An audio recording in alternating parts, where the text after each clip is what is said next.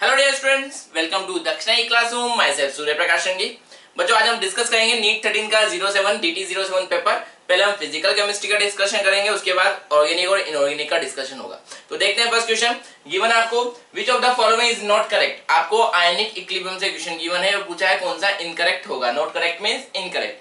Given है आपको first H+ concentration of H+ equal to concentration of OH- equal to root of Kw for a neutral solution at all temperature।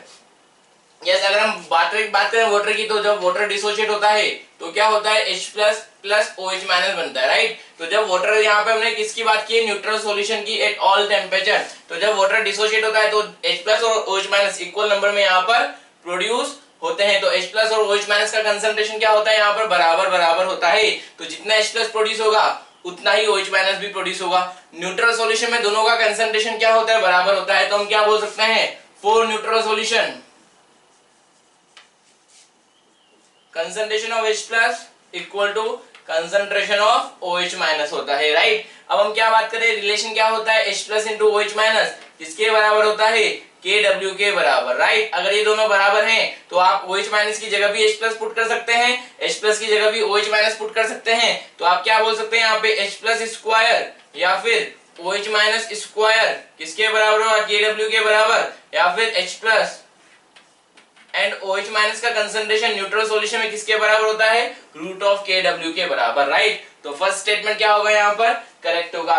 Second बोला है H+ equal to OH- equal to 10⁻⁻⁷ for a neutral solution at all temperature. अब यहाँ पे अगर हम बात करें eight all temperature कि जो हम Kw का वैल्यू 10⁻⁴ लेते हैं, किस टेम्परेचर पे लेते हैं, 25 degree Celsius only, right, at 25 degree Celsius. यहाँ पर H+ या OH- 25 डिग्री सेल्सियस पर न्यूट्रल सॉल्यूशन में कितना होता है, 10⁻⁷ सभी टेम्परेचर पे नहीं होता। क्यों, क्योंकि जो Kw होता है वो टेम्परेचर डिपेंडेंट होता है। जब आप टेम्परेचर बढ़ाएंगे तो वाटर का डिसोसिएशन क्या होगा, इंक्रीज होगा, क्योंकि वाटर का डिसोसिएशन क्या है, एंडोथर्मिक प्रोसेस है। तो नंबर ऑफ H+ OH- का कंसंट्रेशन क्या होगा, बढ़ेगा। तो Kw का वैल्यू भी क्या होगा, इंक्रीज होगा। वो आपने पढ़ा होगा, अगर 90 डिग्री होगा तो यहाँ पे Kw का वैल्यू कितना हो जाता है, -12 के बराबर, 10⁻⁻12 के बराबर। तो टेम्परेचर बढ़ने पर H+ या OH- का कंसंट्रेशन भी क्या होगा, इंक्रीज होगा। ये जो कंडीशन है वो केवल किस पर है, 10⁻⁷ कब होता है, केवल 25 डिग्री सेल्सियस पर। तो स्टेटमेंट क्या होगा, इनकरेक्ट होगा, राइट।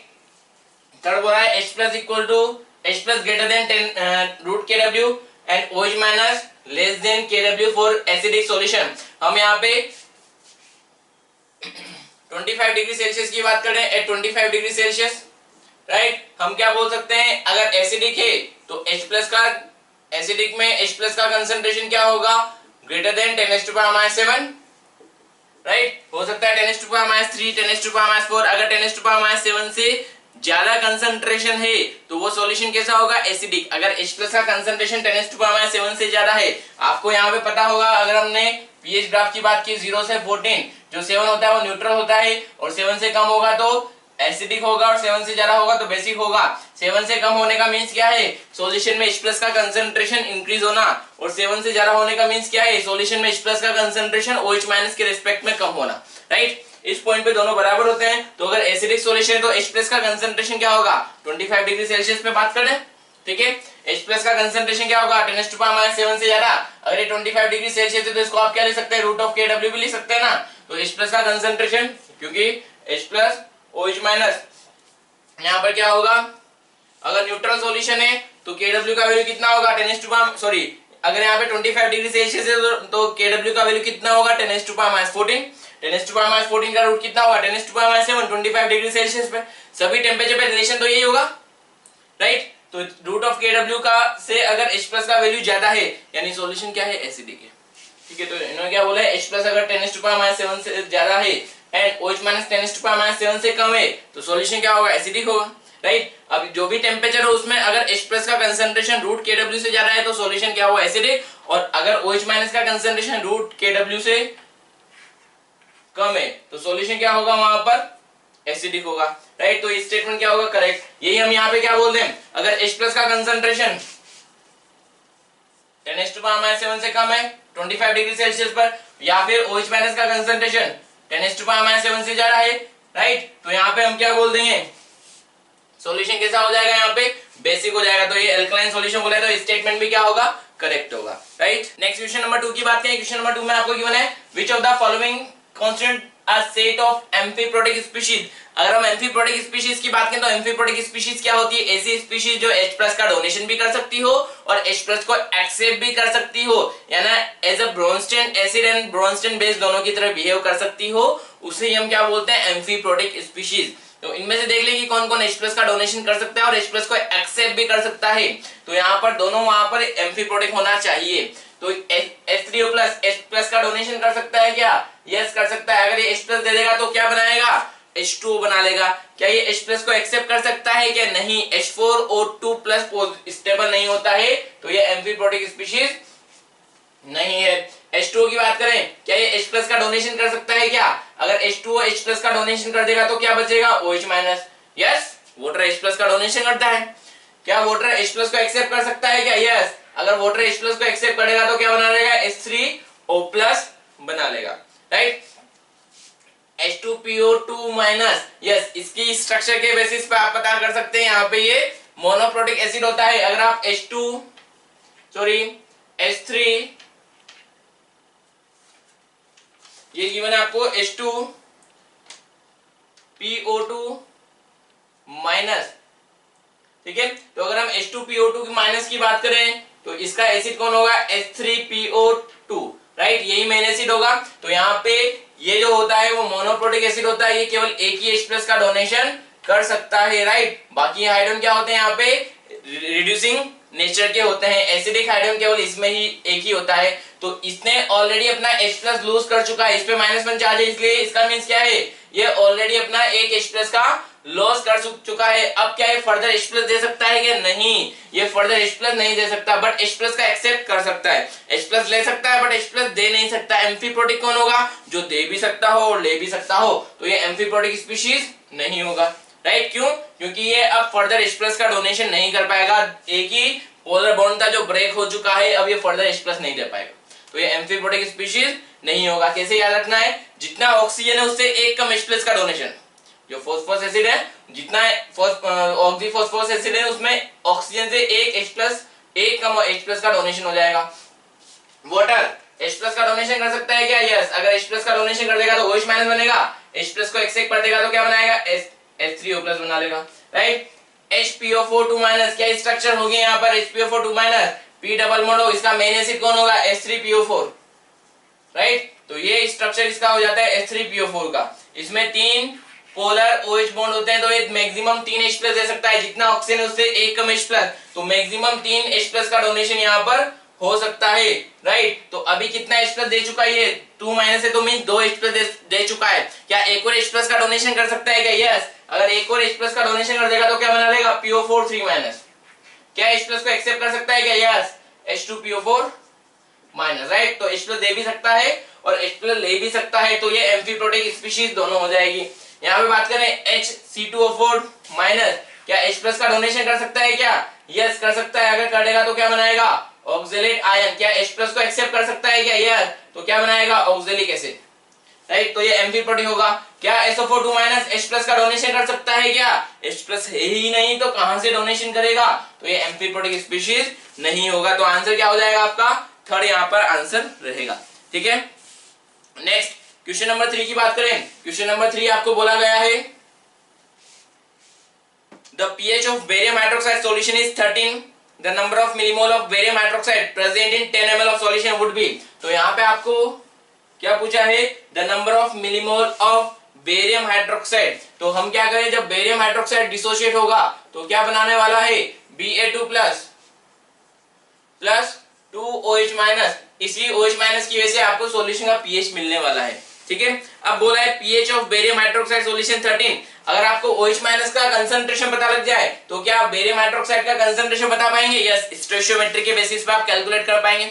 अगर आपको बेरियम हाइड्रोक्साइड का कंसंट्रेशन पता है, आपको सॉल्यूशन में वॉल्यूम पता है, तो आप मिलीमोल का कैलकुलेशन मोलरिटी फॉर्मूला से इजीली कर सकते हैं, ठीक है। कैसे देख लेते हैं। pH आपको कितना गिवन है, pH = 13, तो H+ कितना होगा सॉल्यूशन का, 10⁻⁻13, राइट। एंटी लॉग लिया है हमने, pH को आप क्या ले सकते हैं, negative log of H+ = 13, log H plus क्या हो जाएगा -13, तो H प्लस का कंसंट्रेशन क्या होगा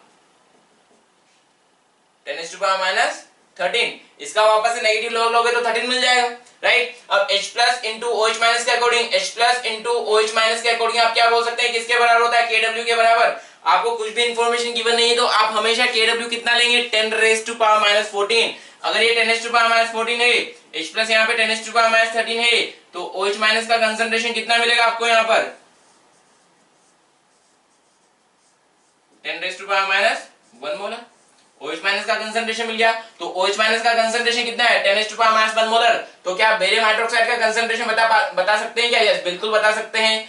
बेरियम हाइड्रोक्साइड जब डिसोशिएट होगा तो क्या बनाएगा Ba2 प्लस 2OH माइनस, तो ये कितना है 10⁻⁻1 मोलर। तो जितना OH माइनस प्रोड्यूस हुआ है उसका हाफ, यानी जितना बेरियम हाइड्रोक्साइड रहा होगा उससे डबल OH माइनस प्रोड्यूस हुआ होगा।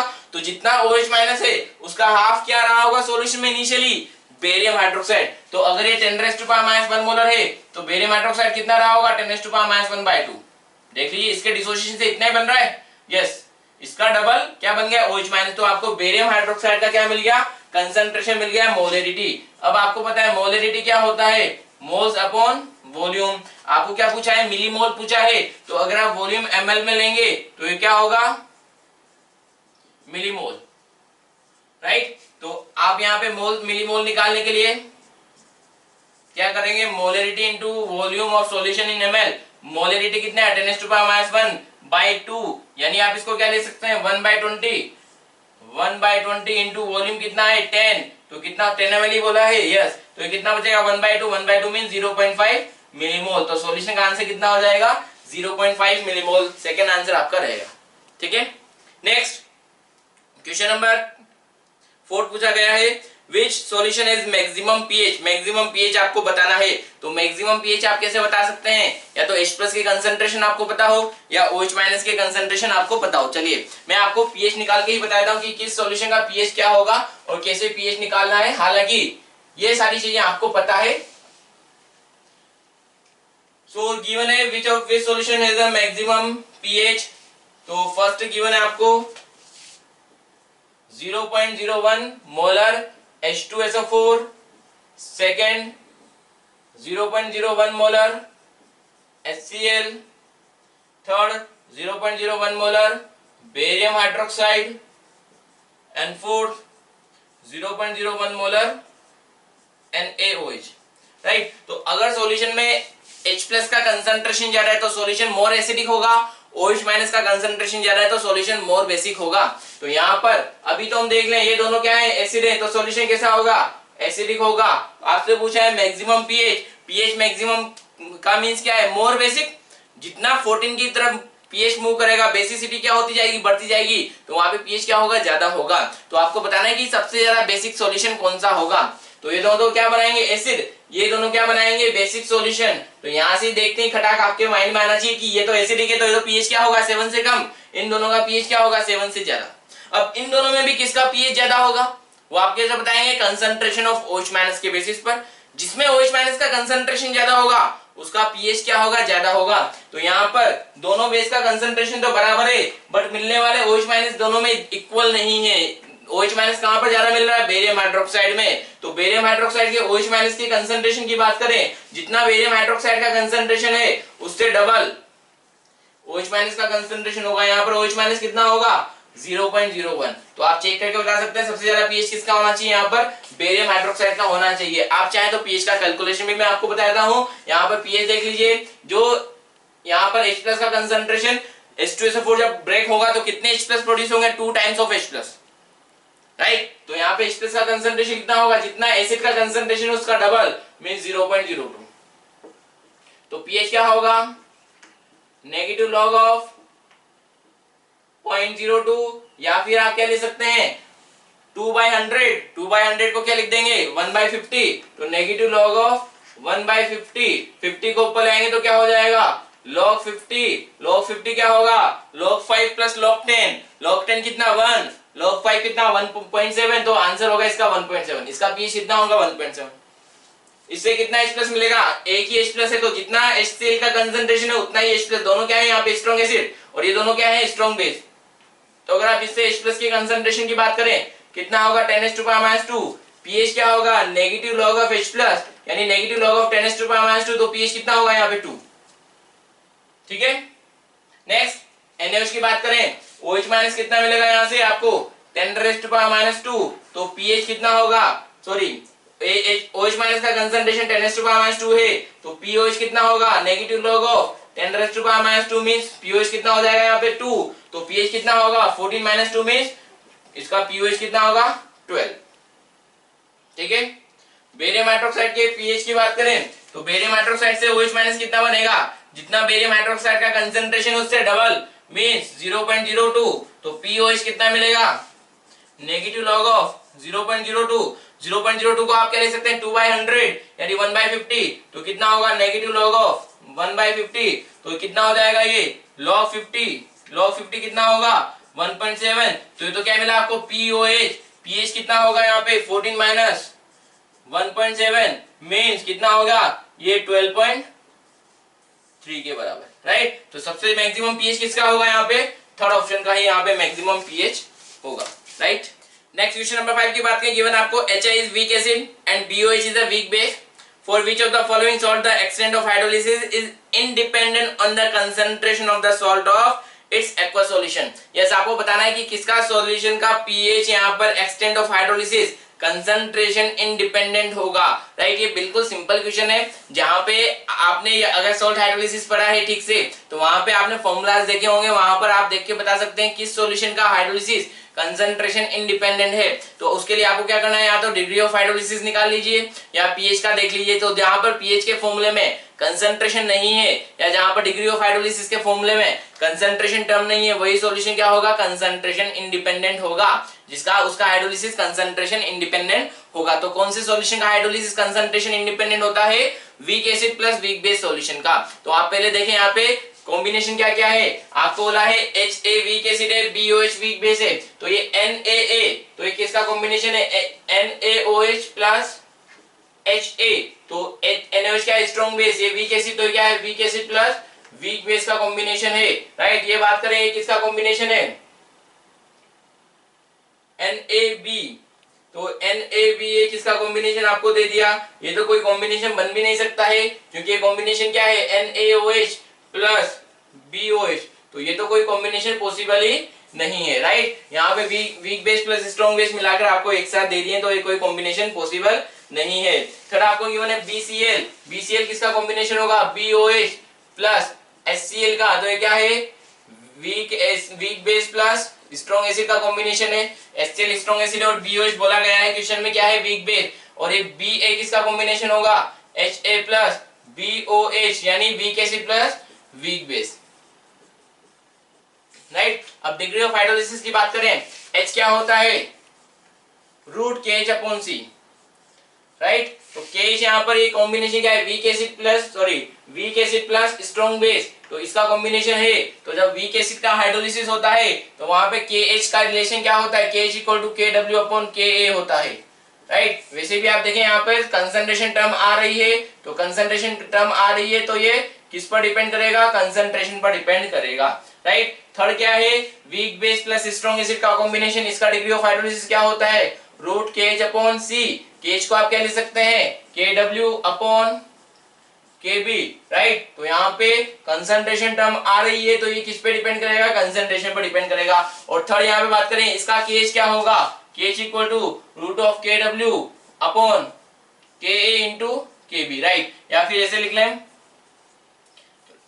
डिग्री ऑफ हाइड्रोलिसिस किसके बराबर होता है √KH के बराबर, और KH क्या होगा √KW/KA/KB। अगर आपको रिलेशन पता है तो KH × KA × KB weak acid plus weak base salt के लिए किसके बराबर होता है KW के बराबर होता है। तो यहाँ पे फोर्थ ऑप्शन जो है उसका pH क्या होगा कंसंट्रेशन इंडिपेंडेंट होगा, या उसका degree of hydrolysis concentration independent होगा। अगर आप pH की भी बात करें तो फर्स्ट फॉर्मूला के लिए pH का फॉर्मूला क्या होगा, यहाँ पे फर्स्ट जो एग्जांपल उसके लिए pH का फॉर्मूला क्या होगा half pKw plus pKa plus log C।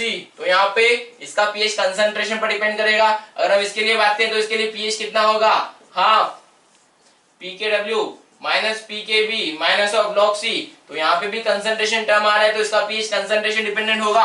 But ये जो फोर्थ एग्जांपल है weak acid plus weak base combination, इसका पीएच कितना होता है हाफ पीकेडब्ल्यू plus pKa minus of pKb, तो इसमें कहीं कंसंट्रेशन टर्म नहीं आ रही है तो इसका पीएच क्या होगा, कंसंट्रेशन इंडिपेंडेंट होगा। Right, clear. तो इसका आंसर क्या हो जाएगा, fourth option will be correct answer. Next question number 6 की बात करें, बोला है the pH of a saturated solution of magnesium hydroxide is 12, the value of solubility product KSP of magnesium hydroxide. बिल्कुल इजी क्वेश्चन है, अगर आपने यहाँ पे ठीक से पढ़ा है तो क्वेश्चन आप इजीली बिल्कुल आराम से सोल्व कर सकते हैं। क्वेश्चन नंबर 6 की बात करें, आपको बोला है पीएच ऑफ मैग्नीशियम हाइड्रोक्साइड कितना दे रखा है आपको 12, और आपसे पूछा है KSP of MgOH whole twice. अगर आपको KSP निकालना है तो इसके KSP की बात करें, जब मैग्नीशियम हाइड्रोक्साइड डिसोशिएट होगा तो क्या बनेगा Mg2 plus 2OH minus. Right, तो अगर इसका सोल्युबिलिटी ऐसे तो ये कितना होगा 2S होगा। राइट, तो यहाँ पे KSP निकालने के लिए आप क्या करेंगे, मैग्नीशियम आयन का concentration Mg2 plus into OH minus concentration का क्या कर देंगे, स्क्वायर कर देंगे। तो अगर आपको इसका कंसंट्रेशन पता है और इसका कंसंट्रेशन पता है तो आप KSP इजीली निकाल सकते हैं। आपको बोला है यहाँ पे पीएच कितना है 12, यानी H प्लस का कंसंट्रेशन कितना है 10⁻12। अगर H प्लस पता है तो OH माइनस आप निकाल सकते हैं किस फॉर्मूले से, H plus into OH minus किसके बराबर होगा, KW के बराबर। आपको टेम्परेचर का इंफॉर्मेशन कुछ भी गिवन नहीं है तो आप हमेशा कितना लेंगे 25 डिग्री सेल्सियस वाला ही, यानी 10⁻14। तो आपको यहाँ पे H प्लस पता है तो OH माइनस कितना होगा 10⁻14 अपॉन 10⁻12 यानी 10⁻2 मोलर।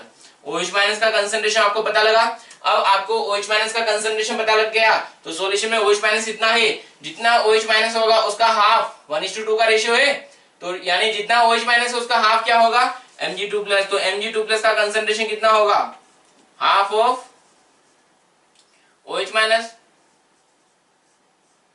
यानी 10⁻2/2, तो ये Mg2 प्लस का कंसंट्रेशन आपको मिलेगा। तो अब यहाँ से आप KSP निकाल सकते हैं। आपको Mg2 प्लस का कंसंट्रेशन पता है, आपको OH माइनस का कंसंट्रेशन पता है, तो KSP कितना हो जाएगा यहाँ पर Mg2 प्लस कितना है 10⁻2/2 इंटू OH माइनस कितना है 10⁻2 स्क्वायर यानी 0.5 इंटू 10⁻6 या फिर 5 इंटू 10⁻7। तो आंसर चेक कीजिए कौन सा वाला करेक्ट आंसर होगा, second answer will be your correct answer. ठीक, नेक्स्ट क्वेश्चन नंबर 7 की बात की है। क्वेश्चन नंबर 7 में बोला है the pH of 0.1 molar solution of following compound increases in the order. तो आपको यहाँ पे 4 कंपाउंड बोले हैं, कौन कौन से, NaCl, NH4Cl, NaCN और HCl।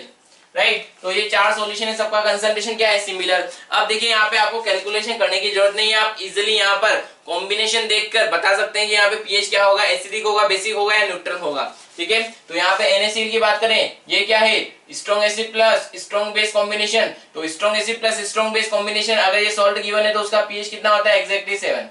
ठीक है, यहाँ पर हम बात करें ये क्या है, स्ट्रॉन्ग एसिड है, तो स्ट्रॉन्ग एसिड का पीएच क्या होगा, बहुत कम होता है। राइट, वैसे भी कंसंट्रेशन आपको कितना दे रखा है 0.1 मोलर कंसंट्रेशन है, तो इससे H प्लस कितना बनेगा 10⁻1 या 0.1, तो पीएच कितना होगा negative log of H plus यानी नेगेटिव लॉग ऑफ 10⁻1, तो पीएच HCl का कितना होगा 1 होगा। राइट, इसका पीएच 7 है, इसका पीएच 1 है। अब हमें इन दोनों के पीएच का आइडिया लगाना है, तो यहाँ पर अगर हम NH4Cl की बात करें तो ये कॉम्बिनेशन क्या है, week base plus strong acid, और ये कॉम्बिनेशन क्या होगा यहाँ पर week acid plus strong base. Right, तो जब हम यहाँ पे week base plus strong acid salt की बात करते हैं तो यहाँ पे हाइड्रोलिसिस किसका होता है, यहाँ पे अमोनियम आयन का NH4 प्लस। जो भी स्ट्रॉन्ग एसिड से आने वाला एनायन है या स्ट्रॉन्ग बेस से आने वाला केटायन है उसका कभी हाइड्रोलिसिस नहीं करना होता है। यहाँ पर हम Cl माइनस का हाइड्रोलिसिस नहीं करेंगे, क्यों, क्योंकि अगर आपने इसका हाइड्रोलिसिस किया, वाटर के साथ रिएक्ट कराया, तो Cl क्या है, नेगेटिव आयन है, वाटर से कौन सा आयन पकड़ेगा, पॉजिटिव आयन यानी H प्लस। तो Cl माइनस वाटर के साथ रिएक्शन करके क्या बनाएगा H प्लस यानी HCl बना लेगा। अब HCl खुद क्या है स्ट्रॉन्ग एसिड है तो वो वापस से डिसोशिएट होकर आपको H प्लस और Cl माइनस ही देने वाला है, तो उसके हाइड्रोलिसिस का कोई मीनिंग नहीं है। तो स्ट्रॉन्ग एसिड से आने वाले एनायन और स्ट्रॉन्ग बेस से आने वाले केटायन का हम हाइड्रोलिसिस नहीं करते हैं, क्योंकि हाइड्रोलाइज करने के बाद जो एसिड या बेस बनेगा वो वापस से डिसोशिएट होके वही इनिशियल वाले आयन दे देगा।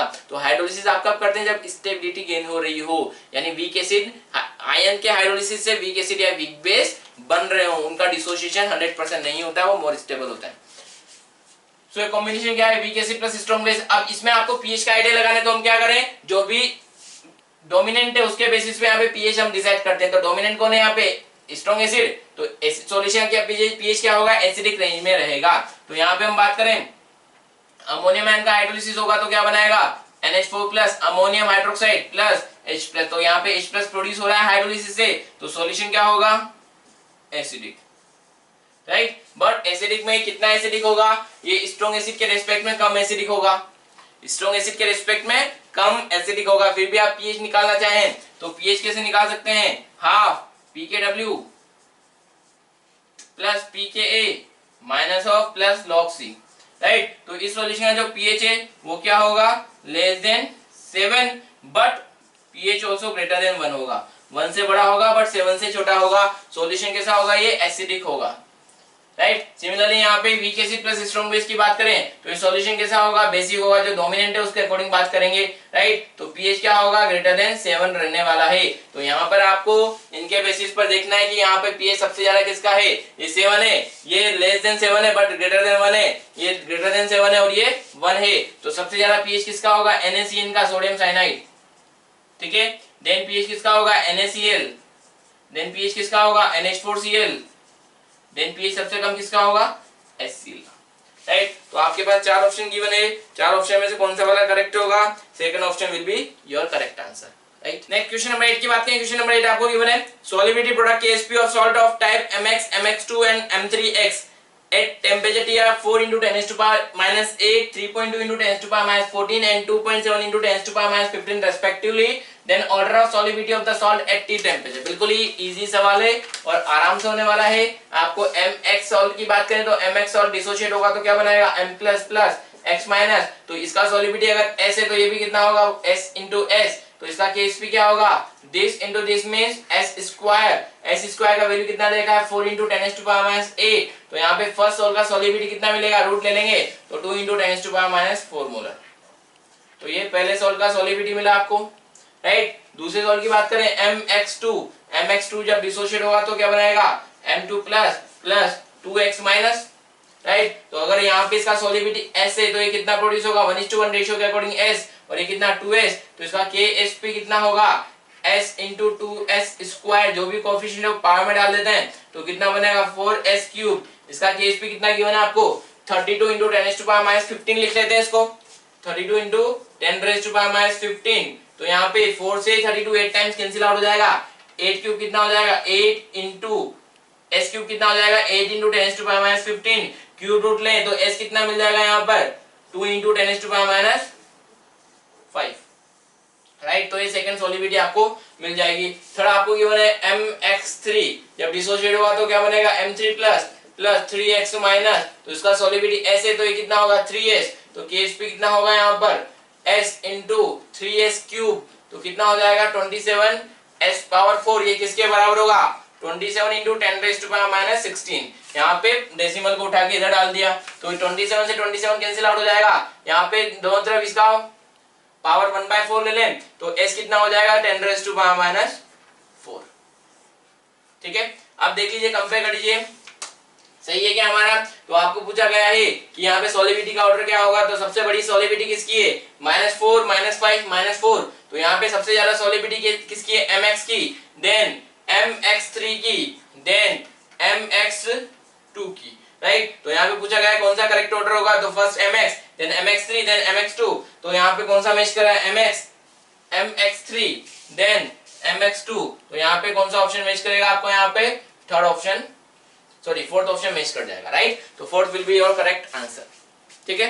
नेक्स्ट क्वेश्चन नंबर 9 की बात करें, बोला गया है आपको what is the pH of solution in which 25 ml of 0.1 molar NaOH added to 25 ml of 0.08 molar HCl and final solution diluted to 500 ml। तो बिल्कुल एसिड बेस्ड न्यूट्रलाइजेशन वाला क्वेश्चन है, आराम से सॉल्व होने वाला क्वेश्चन है और अच्छे मार्क्स इसमें आपको इजीली मिल जाते हैं। तो क्वेश्चन नंबर 9 की बात करें तो बोला है pH of solution in which 25 ml of NaOH।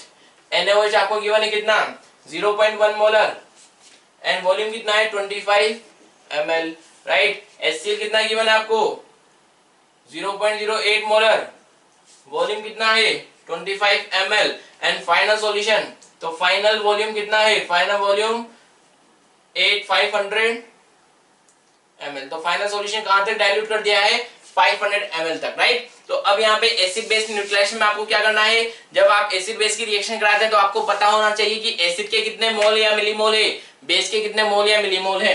तो पहले हम HCl की बात करें, HCl के मिलीमोल आप कैसे निकालेंगे, मिलीमोल ऑफ HCl, मोलरिटी हमें पता है क्या होता है मोल्स अपॉन वॉल्यूम। तो अगर आपको मोलरिटी पता है, वॉल्यूम पता है, तो आप मोल्स निकाल सकते हैं। अगर आप लीटर में लेंगे तो मोल्स मिलेगा और अगर आप ml में लेंगे तो क्या मिलेगा मिलीमोल। तो m into V of in ml, तो मिलीमोल ऑफ HCl कितना होगा 0.08 इंटू 25, तो कितना मिल जाएगा ये 2 मिलीमोल, राइट। अब हम NaOH की बात करें तो NaOH के मिलीमोल कितने होंगे,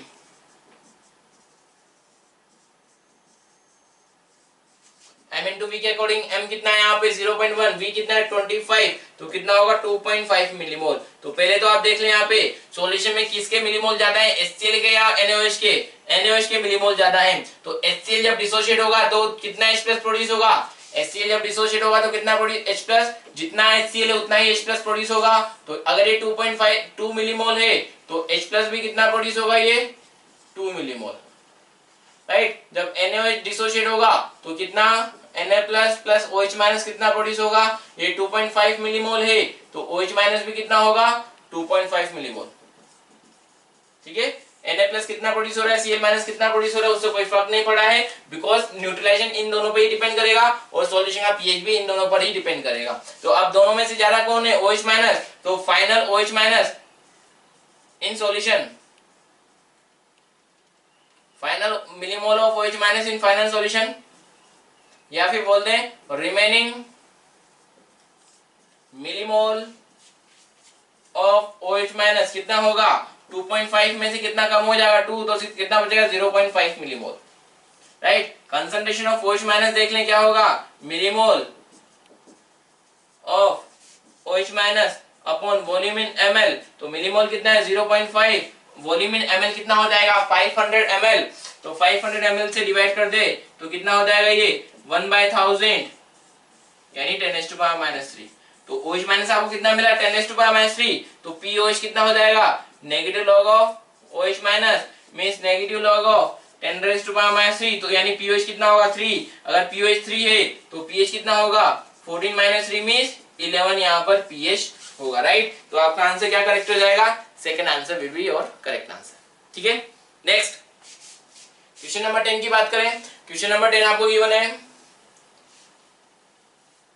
0.01 मोलर HA, आपको एसिड दे रखा है, weak acid is 2% ionise, then H+ in the solution. तो आपको HA जब डिसोशिएट होगा तो क्या बनेगा यहाँ पर H+ प्लस A माइनस, तो इनिशियल कंसंट्रेशन C है, C में से कितना कम होगा C अल्फा, H+ कितना प्रोड्यूस होगा C अल्फा और A माइनस भी कितना प्रोड्यूस होगा C अल्फा। तो आपको वीक एसिड का कंसंट्रेशन गिवन है, वीक एसिड का अल्फा गिवन है, तो H+ आप इजीली निकाल सकते हैं, H+ किसके बराबर C अल्फा के बराबर। तो C कितना है एसिड का 0.01, अल्फा कितना है 2/100, तो ये कितना 2% मींस 2/100, तो कितना हो जाएगा 2 × 10⁻⁴ मोलर। तो H+ का कंसंट्रेशन क्या होगा 2 × 10⁻⁴ मोलर। ऑप्शन गिवन था आपको फर्स्ट 2 × 10⁻⁴, सेकंड गिवन था आपको 10⁻⁸, थर्ड गिवन था आपको 5 × 10⁻11 और फोर्थ गिवन था 5 × 10⁻12। तो करेक्ट आंसर आपका कौन सा होगा first, right.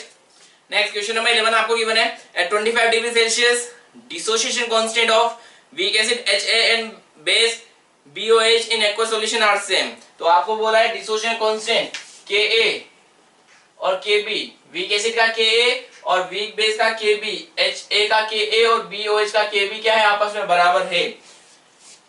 The pH of 0.01 molar solution of HA is 5. The pH of 0.01 molar solution of BOH at the same temperature.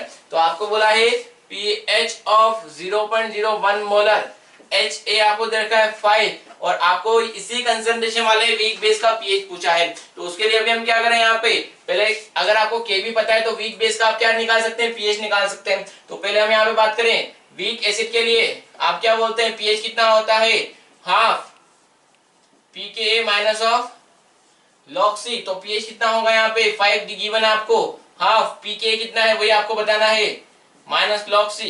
C कितना है यहाँ पे 10 to power minus 2, राइट। तो कितना हो जाएगा 10 इक्वल टू pKa प्लस 2। तो pKa कितना होगा यहाँ पर 8, राइट। तो pKa 8 है तो pKb भी कितना होगा यहाँ पर 8 ही होगा, वो आपको बोला है। अगर Ka बराबर है तो Kb का वैल्यू बराबर है तो Pk और Pkb का वैल्यू भी क्या होगा, बराबर ही होगा। अब वीक बेस के लिए आप क्या बोलते हैं, वीक बेस BOH जब डिसोशिएट होगा तो क्या बनेगा, B plus plus OH minus. तो OH माइनस की कंसंट्रेशन निकालने के बाद आप pH कैसे निकालते हैं कि यहाँ पे इनिशियल कंसंट्रेशन C था, C में से C alpha C alpha C alpha, तो इसका Kb कितना होता है, this into this upon this, C alpha into C alpha upon C minus C alpha. C common लेके कैंसिल आउट कर दें, कितना बचता है, C alpha square upon 1 minus alpha, 1 minus alpha में से अल्फा को नेगलेक्ट कर दें तो ये क्या बचेगा, Kb equal to C alpha square, alpha कितना होता है रूट Kb अपॉन C यहाँ पर हो जाएगा, राइट। तो अगर अल्फा को यहाँ पुट कर देंगे तो OH माइनस का कंसंट्रेशन कितना मिलेगा, C into root Kb upon C या फिर रूट Kb डॉट C। तो यहाँ से आपको OH माइनस का कंसंट्रेशन मिल जाता है। अगर आप नेगेटिव लॉग ले लेंगे तो आपको pH मिल जाता है कितना, half pKb minus of log C, right. तो हाफ pKb का वैल्यू आपको मिला, pKb कितना होगा यहाँ पे 8 माइनस ऑफ log C। आपको कंसंट्रेशन कितना बोला है, दोनों का कंसंट्रेशन क्या है, सिमिलर है, 10 raise to power minus 2 molar of barium BOH का आपको pH बताना है। तो माइनस 2 आ गया जाएगा तो कितना हो जाएगा 2 log 10 का वैल्यू कितना होगा 1। तो 8 प्लस 2 कितना 10, 10 बाई 2 कितना 5। तो pH कितना होगा यहाँ पर 5, राइट। आपसे क्या पूछा है, pH पूछा गया है, sorry the pH of the POH पूछा गया है तो आंसर क्या होगा यहाँ पे 5। अगर pH की पूछा जाता तो 14 माइनस 5 क्या होता, आंसर pH का 9 हो जाता है। इसका pH 5 है तो pH कितना होगा 9, बट आपसे pH पूछा है तो आंसर क्या हो जाएगा यहाँ पे, थर्ड आंसर हो जाएगा, ठीक है। नेक्स्ट 11 नंबर क्वेश्चन की बात करें, गिवन आपको H plus root KW dot K upon C, तो किसके लिए सुटेबल है ये पूछा गया है। आपको ऑप्शन गिवन है NaCl और NH4Cl, सेकंड ऑप्शन गिवन है CH3COO, Na और NaCN, थर्ड ऑप्शन गिवन है आपको CH3 सोडियम एसिडेट और ammonium acetate, and fourth one is ammonium acetate and ammonium carbonate. तो यहाँ पे ये किसके लिए एप्लीकेबल होगा, तो ये पता करने के लिए आप क्या करें, इसका नेगेटिव लॉग ले लीजिए। हो सकता है आपको ये पता नहीं हो कि ये एक्सप्रेशन किस में मिला था, कौन से सॉल्ट में मिला था, week acid plus strong base salt में मिला था या week base plus strong acid में मिला था या strong acid plus strong base में मिला था। तो वो पता करने के लिए आप क्या करिए, इजीली इसका नेगेटिव लॉग ले लीजिए। तो अगर आप इसका नेगेटिव लॉग लेंगे तो pH मिल जाएगा आपको half pKw plus pKa minus of log C।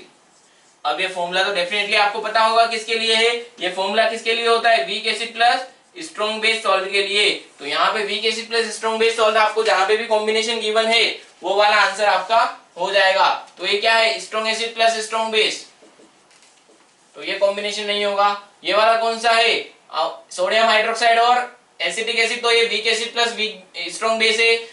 HCN plus NaOH, तो ये week acid plus strong base combination है दोनों। तो आपका आंसर क्या होगा, सेकंड होगा, ठीक है।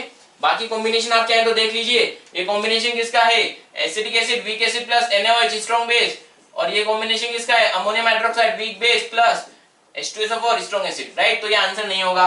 ये किसका कॉम्बिनेशन है, weak acid plus strong base, और ये किसका कॉम्बिनेशन है, weak acid plus weak base, तो ये भी आपका आंसर नहीं होगा। तो second will be your answer. Next question number 13 की बात करें, गिवन आपको which of the following is a buffer solution. Yes, buffer solution कौन होगा वो पता करने के लिए आपको क्या देखना पड़ेगा कि सॉल्यूशन में कौन कौन सा कॉम्बिनेशन बफर वाला है। यानी दो तरह के बफर की हम बात करेंगे, acidic buffer and basic buffer. Acidic buffer कौन होगा जिसमें कॉम्बिनेशन क्या हो, वीक एसिड का उसके सॉल्ट के साथ हो। तो अगर हम एसिडिक बफर की बात करें तो एसिडिक बफर क्या होता है, weak acid plus its salt with strong base. तो वीक एसिड, सपोज एग्जांपल की बात करें तो वीक एसिड क्या होगा, acidic acid plus its salt with strong base. हो सकता है स्ट्रॉन्ग बेस NaOH है तो ये क्या हो जाएगा, सोडियम एसिटेट। तो जिस सॉल्यूशन में दोनों कॉम्बिनेशन है वो क्या होगा, एसिडिक बफर। और अगर हम बेसिक बफर की बात करें तो बेसिक बफर क्या होगा, weak base plus its salt with strong acid. तो weak base like ammonium hydroxide NH4OH plus its salt with strong acid NH4Cl। तो ये कॉम्बिनेशन जिसमें होगा वो क्या हो जाएगा, यहाँ पे बेसिक बफर हो जाएगा।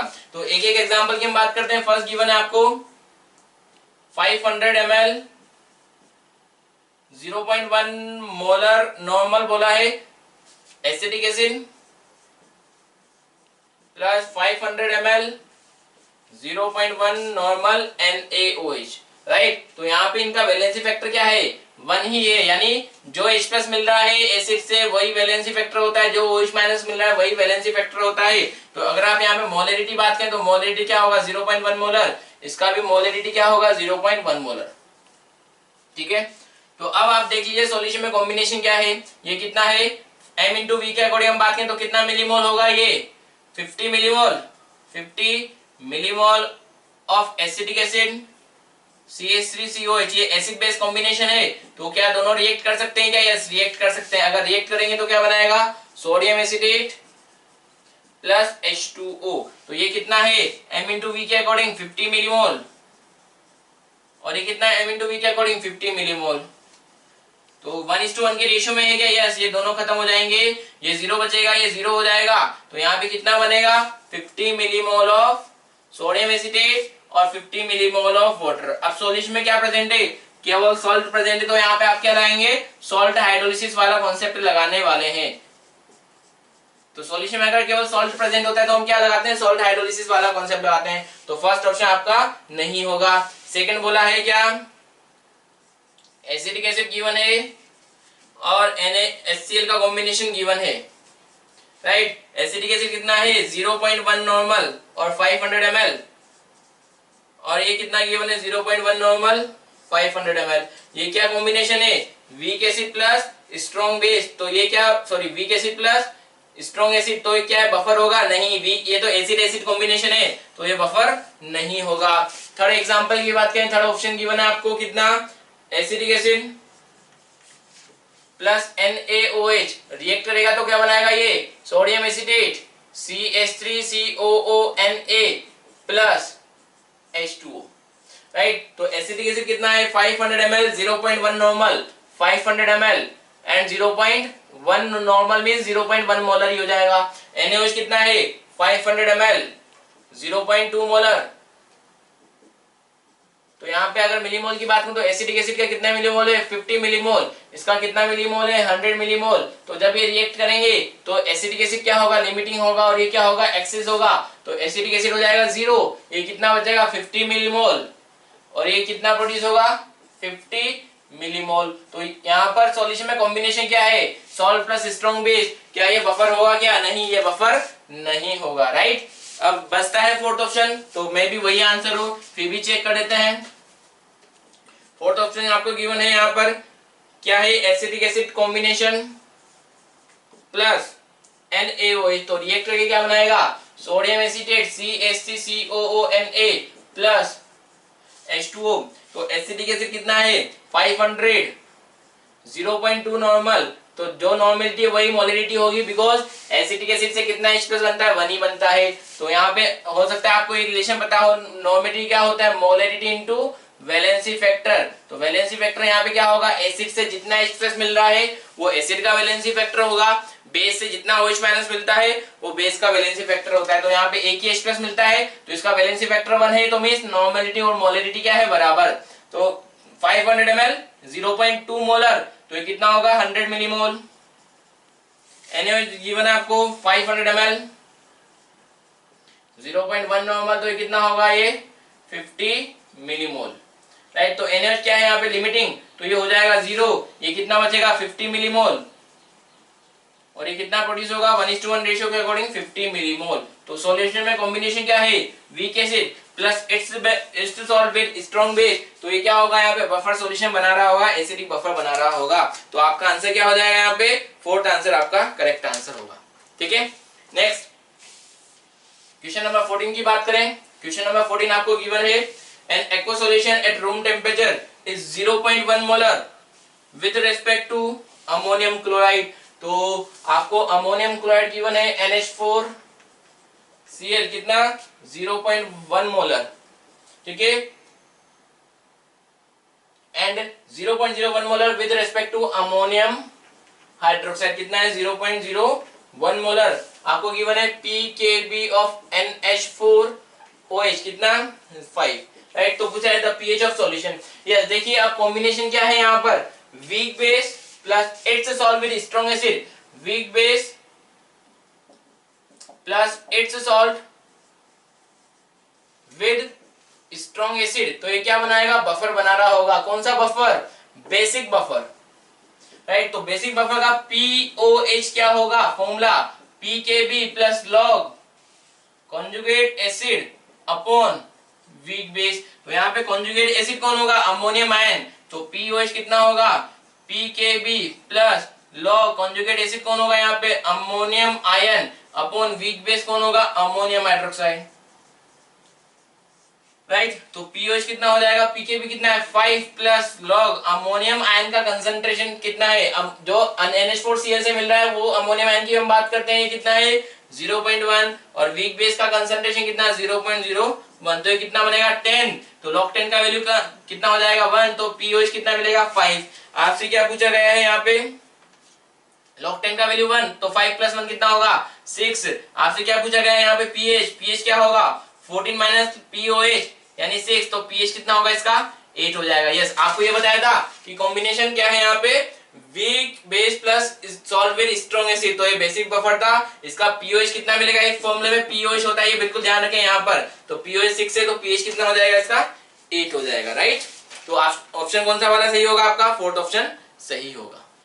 नेक्स्ट क्वेश्चन नंबर 15 की बात करते हैं। ये बना आपको 0.1 molar formic acid solution titrated against 0.1 molar NaOH solution, what would be the pH on 75% neutralisation of acid Ka of formic acid given है। बिल्कुल इजी कैलकुलेशन है। देखिए आपको क्या बोला है, फॉर्मिक एसिड क्या होगा HCOOH प्लस रिएक्शन करवा रहे हैं इसका किसके साथ, NaOH के साथ, तो क्या बनना है HCO sodium format plus H2O, right.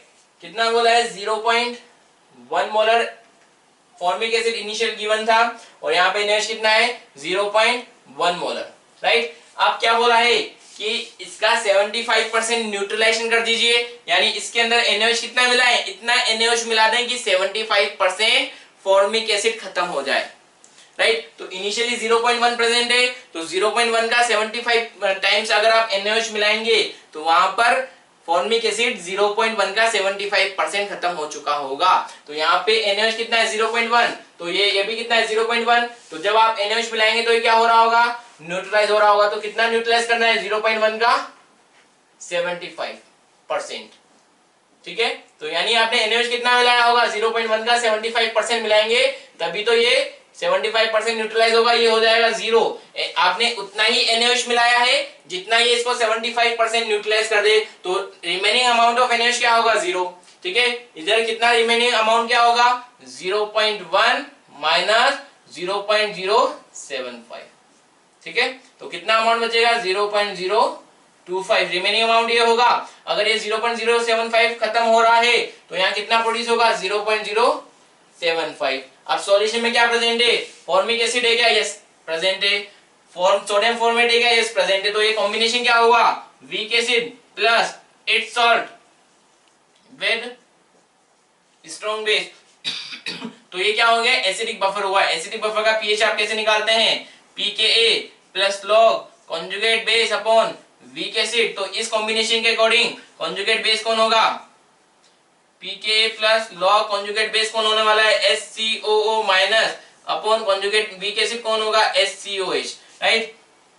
तो वैल्यू पुट कीजिए pKa, K आपको कितना गिवन है, K गिवन है यहाँ पर, K आपको गिवन है 10 रेज़ टू पावर माइनस 4, तो pKa कितना होगा यहाँ पर 4 हो जाएगा, राइट। तो वैल्यू पुट कीजिए pKa क्या होता है negative log of 10 raise to power minus 4, minus 4 आगे आ जाएगा तो 4 हो जाएगा, लॉग 10 का वैल्यू क्या होगा 1 होगा, राइट। तो 4 plus log conjugate base SCO minus कितना है 0.075 अपॉन फॉर्मिक एसिड कितना है 0.025, तो कितना हो जाएगा log 3, तो कितना होगा 4 प्लस log 3 कितना 0.47, तो कितना आंसर 4.47 आपका pH होगा। पूछा क्या गया है pH ही पूछा गया है, तो आंसर क्या हो जाएगा आपका fourth answer will be correct answer, right.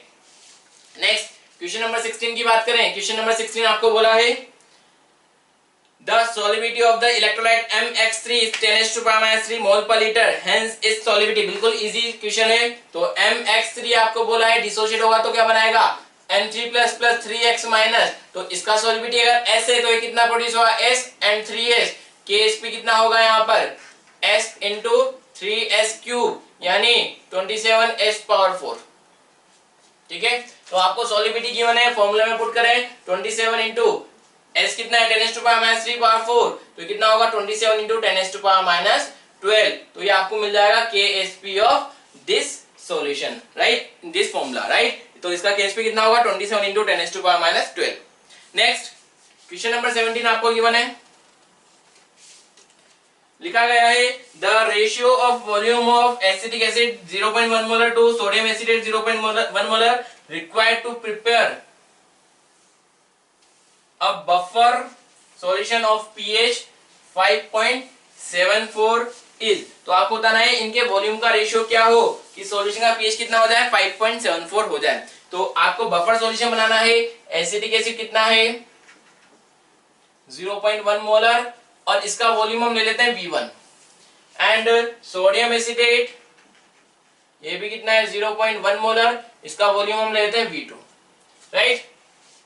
अब जब आप इन दोनों सॉल्यूशन को मिला दोगे तो फाइनल वॉल्यूम कितना हो जाएगा V1 प्लस V2 होगा, राइट। तो फाइनल वॉल्यूम अगर V1 प्लस V2 हो गया, इनिशियली तो इसका वॉल्यूम V1 था, इसका वॉल्यूम V2 था, तो अगर वॉल्यूम बढ़ गया तो दोनों का कंसंट्रेशन नए सॉल्यूशन में चेंज हो जाएगा, यस, क्योंकि अब क्या हो रहा है डाइल्यूशन हो रहा है। पहले वॉल्यूम V1 था, V1 से क्या हो गया V1 प्लस V2, पहले इसका वॉल्यूम V2 था, V2 से क्या हो गया V1 प्लस V2। तो फाइनल सॉल्यूशन का कंसंट्रेशन आप कैसे लगाते हैं लॉ ऑफ डाइल्यूशन से, लॉ ऑफ डाइल्यूशन क्या होता है M1V1 इक्वल टू M2V2। तो अगर हम यहाँ पर एसिटिक एसिड के लिए बात करें, इसका M1 कितना था 0.1, V1 इक्वल टू M2 कितना होगा वॉल्यूम V1 प्लस V2 हो जाए तो final concentration of acetic acid कितना होगा 0.1 V1 upon V1 plus V2, right. तो यहाँ पे इसको आप initial volume, initial molality, initial volume, final molality और फाइनल वॉल्यूम ले लें। तो इनिशियली यहाँ पे कितना था 0.1, वॉल्यूम इनिशियल क्या था V1 हमने कंसीडर किया, जब दोनों को मिला देंगे तो फाइनल वॉल्यूम क्या होगा V1 प्लस V2। तो ये आपको एसिटिक एसिड के लिए मिला। अगर हम यही चीज हम सोडियम एसिटेट के लिए बात करें तो फाइनल इनिशियल कंसंट्रेशन कितना था सोडियम एसिटेट का 0.1, इनिशियल वॉल्यूम कितना था V2, फाइनल मोलिटी कितना होगा वही आपको पता करना है, फाइनल वॉल्यूम क्या होगा V1 प्लस V2। तो सोडियम एसिटेट का फाइनल कंसंट्रेशन कितना हो जाएगा M फाइनल कितना होगा यहाँ पे 0.1 into V2 upon V1 plus V2, right. अब कॉम्बिनेशन क्या है weak acid plus its salt with strong base, तो ये क्या है एसिडिक बफर है, तो इसका pH कितना होगा pK plus log conjugate base sodium acetate upon weak acid acetic acid, right. तो जो सोडियम एसिटेट है उसका ही कंसंट्रेशन क्या होगा उसके कॉन्जुगेट बेस का कंसंट्रेशन होगा। तो pH आपको कितना गिवन है यहाँ पे 5.74, pK कितना गिवन है 4.74 plus log conjugate sodium acetate का कंसंट्रेशन कितना 0.1 V2 upon V1 plus V2 upon acetic acid का कंसंट्रेशन कितना 0.1 V1 upon V1 plus V2। तो V1 प्लस V2 से V1 plus V2 cancel out हो जाएगा, 0.1 से 0.1 कैंसिल आउट हो जाएगा। इसको इधर भेज दें तो 5.74 माइनस 4.74 कितना होगा 1, equal to log V2 upon V1। अब एंटी लॉग लेना है, किसका किसका लॉग का वैल्यू 1 होता है, 10 के लॉग का वैल्यू, तो 1 का एंटी लॉग क्या होगा 10 हो जाएगा। So 10 equal to V2 upon V1। आपको V1 और V2 का रेशियो पूछा है, तो ये क्या होगा 1:10। तो आपका आंसर क्या हो जाएगा, fourth answer will be correct answer, right. Next बात करते हैं क्वेश्चन नंबर 18 गिवन है आपको, the salt of which of the following four weak acid must be hydrolysed. यहाँ पर पूछा गया है कौन सा भी यहाँ पर मोस्ट हाइड्रोलाइज होगा, उसके लिए ऑप्शन गिवन है आपको यहाँ पर HA, HB, HC and HD। चार एसिड का Ka गिवन है, Ka कितना है 1 × 10⁻⁶, 2 × 10⁻⁶, 3 × 10⁻⁸ एंड 4 × 10⁻⁻10। तो Ka का वैल्यू क्या बेसिस पे आपको पूछा है कि मोस्ट हाइड्रोलाइज कौन होगा। तो अगर हम यहाँ से डिग्री ऑफ हाइड्रोलिसिस कैलकुलेट करें, तो डिग्री ऑफ हाइड्रोलिसिस जितना ज्यादा होगा हाइड्रोलिसिस उतना ही ज्यादा हो रहा होगा। तो डिग्री ऑफ हाइड्रोलिसिस क्या होगा, H equal to root of KH upon C के बराबर होता है। KH क्या पुट कर सकते हैं, यहाँ पे सभी वीक एसिड है तो वीक एसिड के लिए Ka इंटू KH किसके बराबर होता है, KW के बराबर, राइट। तो यहाँ से आप क्या लिख सकते हैं, KH क्या होगा KW अपॉन Ka.C, राइट। तो अब यहाँ पे आप क्या KW तो कितना होगा 25 डिग्री सेल्सियस, 10⁻14 ही होगा।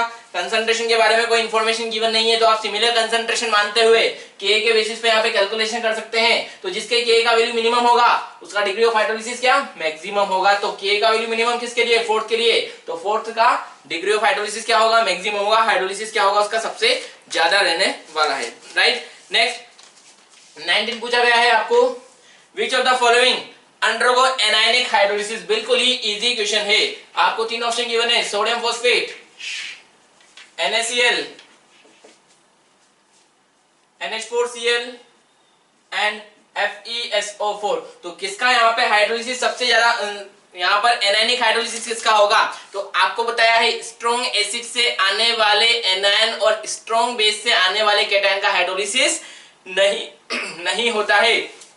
तो यहाँ पे हम बात करें, यहाँ पे कौन कौन से आयन है, सॉरी आयन कौन से, सोडियम एंड फॉस्फेट। यहाँ पर कौन सा है Na+ एंड Cl-। यहाँ पर कौन सा है अमोनियम आयन एंड Cl-। यहाँ पर कौन सा है Fe2+ एंड SO4 2-। तो यहाँ पे स्ट्रॉन्ग एसिड है, स्ट्रॉन्ग बेस की बात करें, कॉम्बिनेशन क्या होगा, ये स्ट्रॉन्ग बेस से आ रहा है तो इसका हाइड्रोलिसिस नहीं होगा, ये वीक एसिड से आ रहा है तो इसका हाइड्रोलिसिस होगा। तो ये एनायन है तो एनायन का हाइड्रोलिसिस हो रहा है, तो इसको हम क्या बोलेंगे एनायनिक हाइड्रोलिसिस।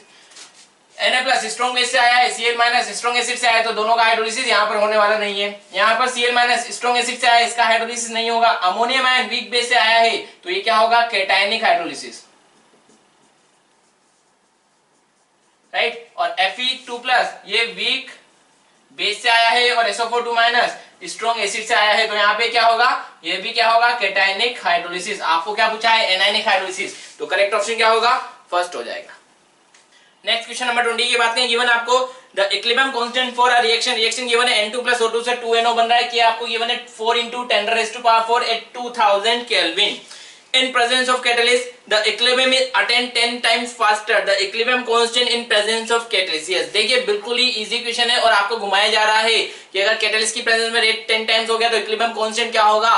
बट जो इक्विलिब्रियम कांस्टेंट होता है वो केवल और केवल टेम्परेचर डिपेंडेंट होता है। टेम्परेचर चेंज नहीं किया है तो इक्विलिब्रियम कांस्टेंट का वैल्यू भी चेंज होने वाला नहीं है। कैटलिस्ट से क्या होगा, रेट फॉरवर्ड और बैकवर्ड दोनों चेंज हो जाती है, दोनों ही रेट क्या होगी 10 टाइम्स होगी। तो ओवरऑल जो इक्विलिब्रियम कांस्टेंट का रेशियो मिलने वाला है के फॉरवर्ड और के बैकवर्ड, यहाँ पे जो रेट कांस्टेंट ऑफ फॉरवर्ड और रेट कांस्टेंट बैकवर्ड का रेशियो होगा वो उतना ही रहेगा जितना कैटलिस्ट की एब्सेंस में था। टेम्परेचर चेंज नहीं हुआ है तो इक्विलिब्रियम कांस्टेंट का वैल्यू भी चेंज होने वाला नहीं है। तो यहाँ पे के का वैल्यू कितना रहने वाला है 4 × 10⁻⁴ ही रहने वाला है, राइट। नेक्स्ट तो आंसर क्या हो जाएगा इसमें सेकंड। नेक्स्ट 21 की बात करें, 21 आपको गिवन है in an equilibrium reaction for which delta G not equal to 0 the equilibrium constant K should be. आपको बोला है इक्विलिब्रियम रिएक्शन में डेल्टा जी नॉट का वैल्यू अगर 0 है तो के का वैल्यू क्या होगा। यस, ये भी देखिए बिल्कुल फॉर्मूला बेस्ड क्वेश्चन है। आपको पता है यहाँ पर डेल्टा जी और डेल्टा जी नॉट के बीच में क्या रिलेशन होता है, delta G equal to delta G not plus RT ln Q, right, यही रिलेशन होता है। अगर हम इक्विलिब्रियम की बात करें, एट इक्विलिब्रियम डेल्टा जी क्या होता है, जीरो होता है, और के क्यू किसके बराबर होता है, के बराबर। तो यहाँ पे क्या होगा, zero equal to delta G not plus R T L N K. तो यहाँ पे क्या हो जाएगा, delta G not equal to, इधर आएगा तो माइनस, माइनस से मल्टीप्लाई कर देंगे तो मिल जाएगा are T L N K, या फिर delta G not equal to minus R T log K, sorry minus 2.303 R T log K. ठीक है, अब आपको बोला है डेल्टा जी नोट का वैल्यू क्या करना है, जीरो। अगर डेल्टा जी नोट का वैल्यू जीरो करना है तो यहाँ पे क्या होगा, ये तो जीरो नहीं होगा, आर का वैल्यू भी जीरो नहीं होता है, टेम्परेचर भी जीरो नहीं होगा, तो यहाँ पे जीरो कौन होगा, यहाँ पर log k का वैल्यू जीरो हो जाए। अगर log k का वैल्यू जीरो हो जाए तो ये पूरा टर्म क्या हो जाएगा, जीरो।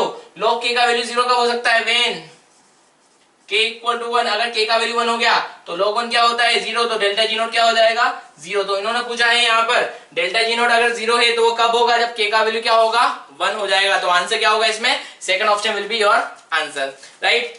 नेक्स्ट क्वेश्चन नंबर 22 की बात करते हैं। बोला गया है the suitable indicator for the strong acid plus weak base. तो यहाँ पे स्ट्रॉन्ग एसिड और वीक बेस के लिए सुटेबल इंडिकेटर क्या कौन होगा। अब देखिए यहाँ पे कौन सा इंडिकेटर हमें यूज में लेना होता है, वो इंडिकेटर यूज में लेना होता है जो इक्विवेलेंट पॉइंट पर जो पीएच आ रहा हो वो पीएच उस इंडिकेटर का पीएच रेंज हो, यानी उस पीएच पर उस इंडिकेटर का पीएच रेंज ब्रेक हो रहा हो। तो इसके लिए आपको सबसे पहले तो यहाँ पे जितने भी इंडिकेटर उनका पीएच रेंज पता होना चाहिए। तो आपको कौन कौन सा दे रखा है, मिथाइल ऑरेंज, इसका पीएच रेंज कितना 3.12 4.5। सेकेंड आपको गिवन है फिनॉल रेड, इसका पीएच रेंज 6.2 टू 8.2 के लगभग, एंड फिनोप्थेलिन 8.3 से 10, राइट। तो यहाँ पर ये इनका पीएच रेंज रहता है। जो लिटमस पेपर है वो केवल आपको ये बताता है कि सॉल्यूशन एसिडिक है या बेसिक है, ठीक है। अब देखिए यहाँ पर कि यहाँ पे इनका पीएच रेंज ये है। अब आपके पास सॉल्यूशन क्या था, स्ट्रॉन्ग एसिड और weak base, strong acid plus weak base solution है।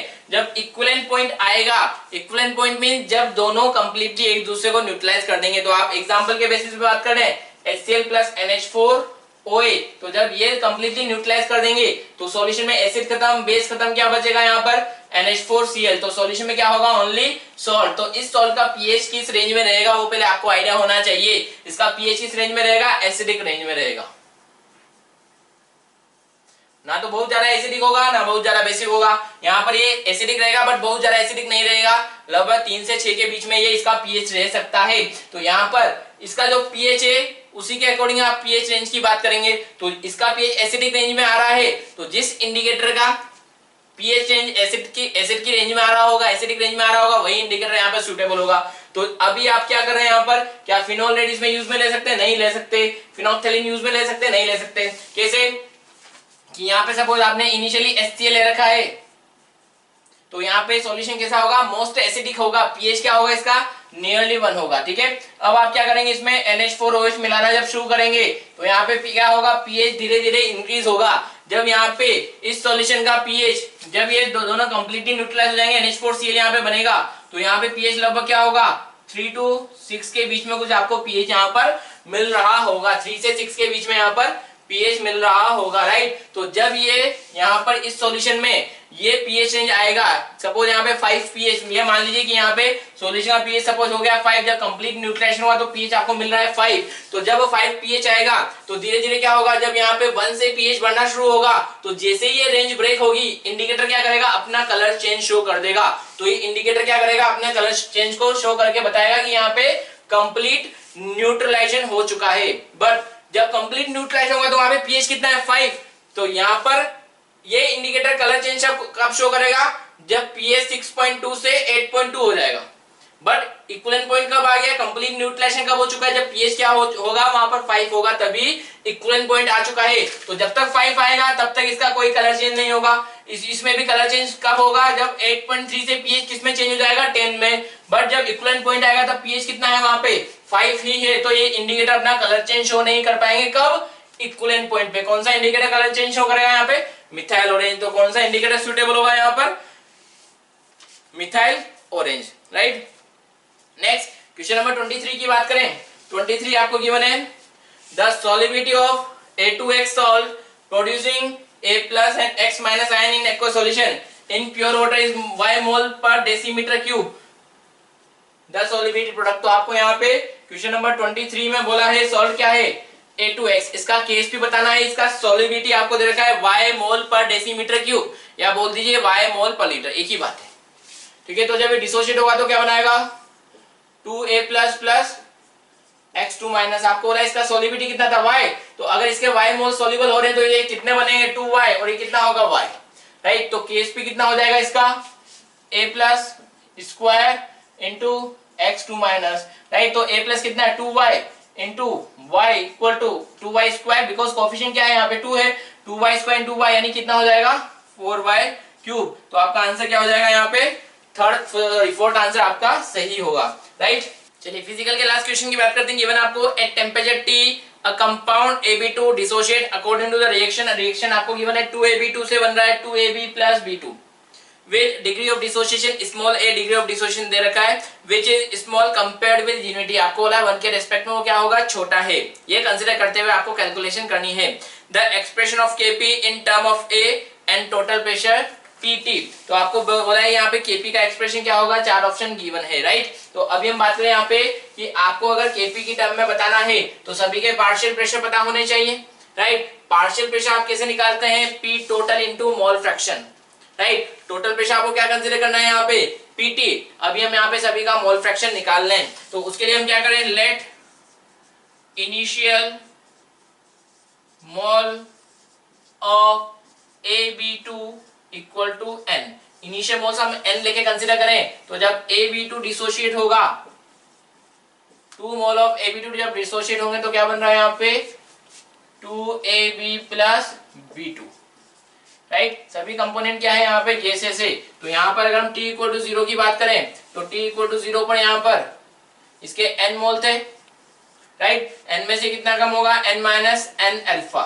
राइट। अल्फा क्या होता है यहाँ पर मोल से जितना अमाउंट कम होता है उसे हम क्या बोलते हैं डिग्री ऑफ डिसोसिएशन। यहाँ पे कोफिशिएंट अगर 10 होता तो भी यहाँ पे n अल्फा ही आएगा, क्योंकि n अल्फा किसके अकॉर्डिंग है, यहाँ पे कितने मोल्स इनिशियली है, ये कोफिशिएंट पे डिपेंड नहीं कर रहा है, ठीक है। तो अगर एक मोल में से अल्फा कम हो रहा है, अल्फा क्या होता है डिग्री ऑफ डिसोसिएशन, एक मोल में से कितना कम होता है यार, राइट। तो अगर एक मोल में से अल्फा कम हुआ तो n मोल में से कितना कम होगा n अल्फा, राइट। अब यहाँ पे कितना प्रोड्यूस होगा वो इस स्टोइकियोमेट्री के अकॉर्डिंग डिसाइड होगा, क्योंकि इनका रेशियो क्या है 1:1 का रेशियो है, 2:2 मींस 1:1 का रेशियो। तो अगर ये 2 मोल थे, 2 मोल खत्म हो रहे हैं तो यहाँ कितने मोल प्रोड्यूस होंगे 2 मोल। अगर n अल्फा खत्म हो रहे हैं तो यहाँ कितना प्रोड्यूस होगा n alpha, sorry degree of dissociation आपको a बोला है ना तो इसको a की टर्म में ले लेते हैं, ठीक है।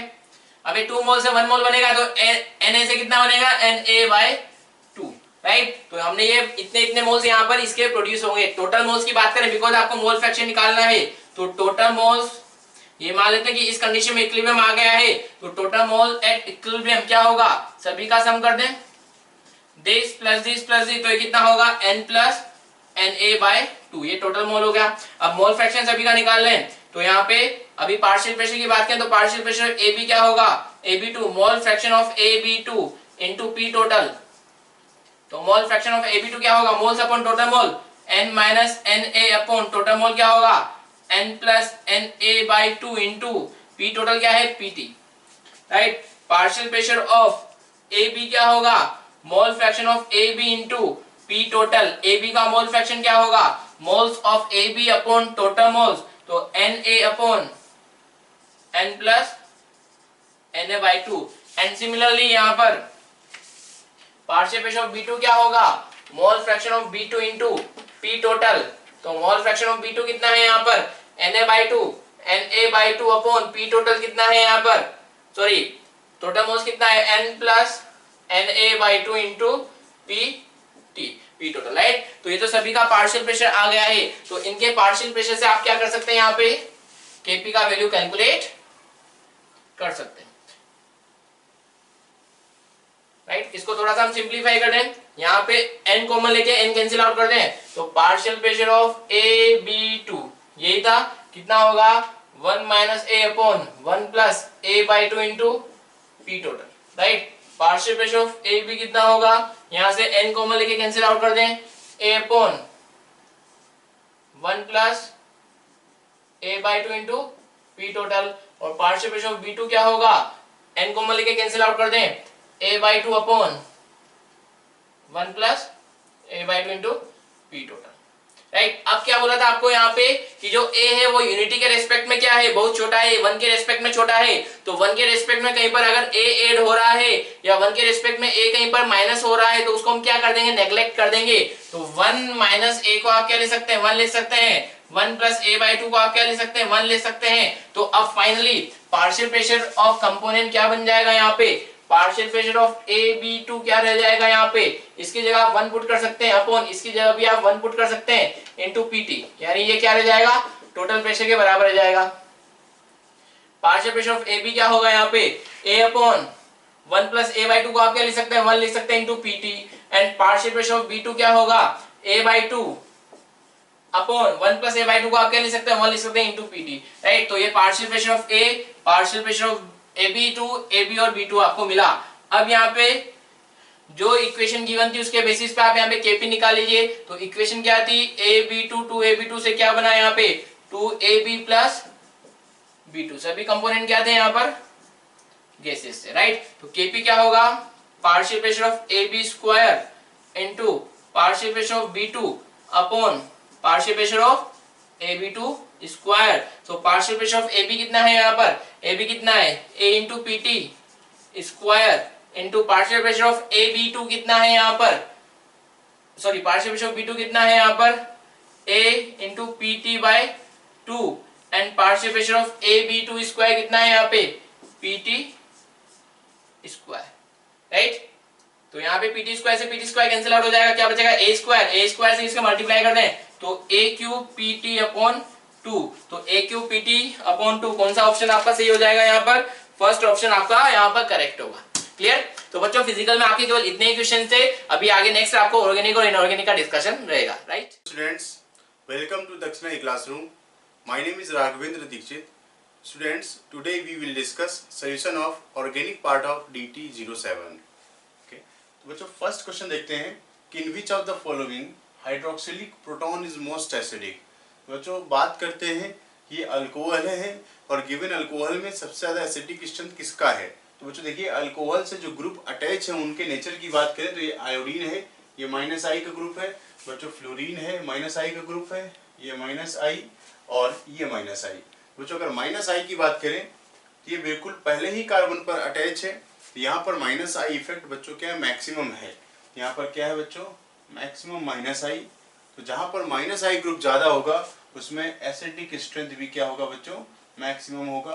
ठीक है, इस केस में ये proton hydroxylic proton is most acidic, क्योंकि बच्चों ये आसानी से H+ फॉर्म में रिमूव हो जाएगा। तो जो अल्कोहल में क्या होता है कि अल्कोहल है ये क्या बना देता है RO- और H+। ठीक है, जिस अल्कोहल में H+ के निकलने की टेंडेंसी ज्यादा होगी उसमें एसिडिक स्ट्रेंथ भी ज्यादा होगा। तो -I पावर की वजह से बच्चों फोर्थ वाला आंसर आ गया। ठीक है बच्चों, नेक्स्ट देखिए K का ऑर्डर बताना है। ठीक है, तो आपको पता है बच्चों कि acidic strength it is directly proportional to K। ठीक है, तो हम एसिडिक स्ट्रेंथ चूंकि सभी के सभी एसिड हैं और एसिडिक स्ट्रेंथ बच्चों +I वाले ग्रुप एसिडिक स्ट्रेंथ को डिक्रीज करते हैं एंड -I वाले इंक्रीजेज एसिडिक स्ट्रेंथ। तो अगर NH3+ की बात करें तो ये -I का ग्रुप है, Cn बच्चों -I का ग्रुप है, ये बच्चों आपको याद हो जाना चाहिए। बच्चों ये CH3 ग्रुप है +I का और COO- ये ग्रुप बच्चों ये +I का ग्रुप है। ठीक है, तो आप देखिए क्योंकि नेगेटिव चार्ज जो आयंस होते हैं उनका +I इफेक्ट लगता है बच्चों, ये इलेक्ट्रॉन डोनेटिंग टेंडेंसी रखते हैं। तो अगर आप बच्चों देखें तो -I तो फर्स्ट और सेकंड आगे होगा, थर्ड और फोर्थ बच्चों क्या है पीछे होगा, क्योंकि electron withdrawing group acidic strength को बढ़ाते हैं। तो बच्चों देखिए सेकंड, थर्ड और फोर्थ जहां पर पीछे होगा, थर्ड और फोर्थ जहां पर पीछे है, थर्ड और फोर्थ जहां पर पीछे है बच्चों, ये तो आंसर्स हो नहीं सकते क्योंकि इसमें सेकंड और फोर्थ को पीछे रखा गया है। तो हमारे पास दो तरह के ऑप्शंस बचे, फर्स्ट और सेकंड। ठीक है, जिसमें थर्ड और फोर्थ पीछे है। अब बच्चों हमें डिसाइड करना है कि फर्स्ट और सेकंड से डिसाइड करना है। तो एक तो बात तय है कि बच्चों कि थर्ड और फोर्थ में थर्ड और फिर फोर्थ दोनों में सेम ट्रेंड दिया हुआ है, क्योंकि थर्ड में अल्काइल ग्रुप CH3 का प्लस आई पावर कम होता है और COO माइनस का प्लस आई पावर बच्चों ज़्यादा होता है। ठीक है, तो अगर आप देखिए बच्चों, यहाँ पर मैं लिखता हूँ कि प्लस आई पावर बच्चों CH3 का कम है और COO माइनस आई का ज़्यादा है। इस तरीके से माइनस आई पावर पॉजिटिवली चार्ज जो ग्रुप होते हैं उनका ज़्यादा होता है न्यूट्रल वाले से, CN वाले से। ठीक है, इसका मतलब फर्स्ट वाला सबसे ज़्यादा एसिडिक होगा। ठीक है, तो फर्स्ट वाला ज़्यादा एसिडिक होगा, फिर सेकंड आ जाएगा, फिर थर्ड और fourth.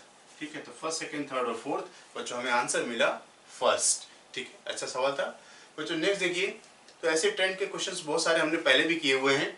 Correct order of acidic strength, तो बच्चों देखिए, तो एसिड है, तो एसिड में क्या मिलता है बच्चों, RCOO माइनस। इसमें क्या है, रेजोनेंस है ये बच्चों, स्टेबल बाय रेजोनेंस, एसिड का आयन बनाया। अगर अल्कोहल की बात करें तो बच्चों RO माइनस, पानी से क्या मिलेगा OH माइनस, और अल्काइन से क्या मिलेगा बच्चों आपको HC triple bond C minus. ठीक है, तो बच्चों इसमें देखिए अल्काइल ग्रुप का प्लस आई पावर ये आयन को डिस्टेबलाइज करेगा। बच्चों एसिड तो सबसे आगे है, नो डाउट, सभी ऑप्शंस में एसिड आगे है, तो एसिड तो आगे रहेगा RCOOH। तो एसिड के बाद बच्चों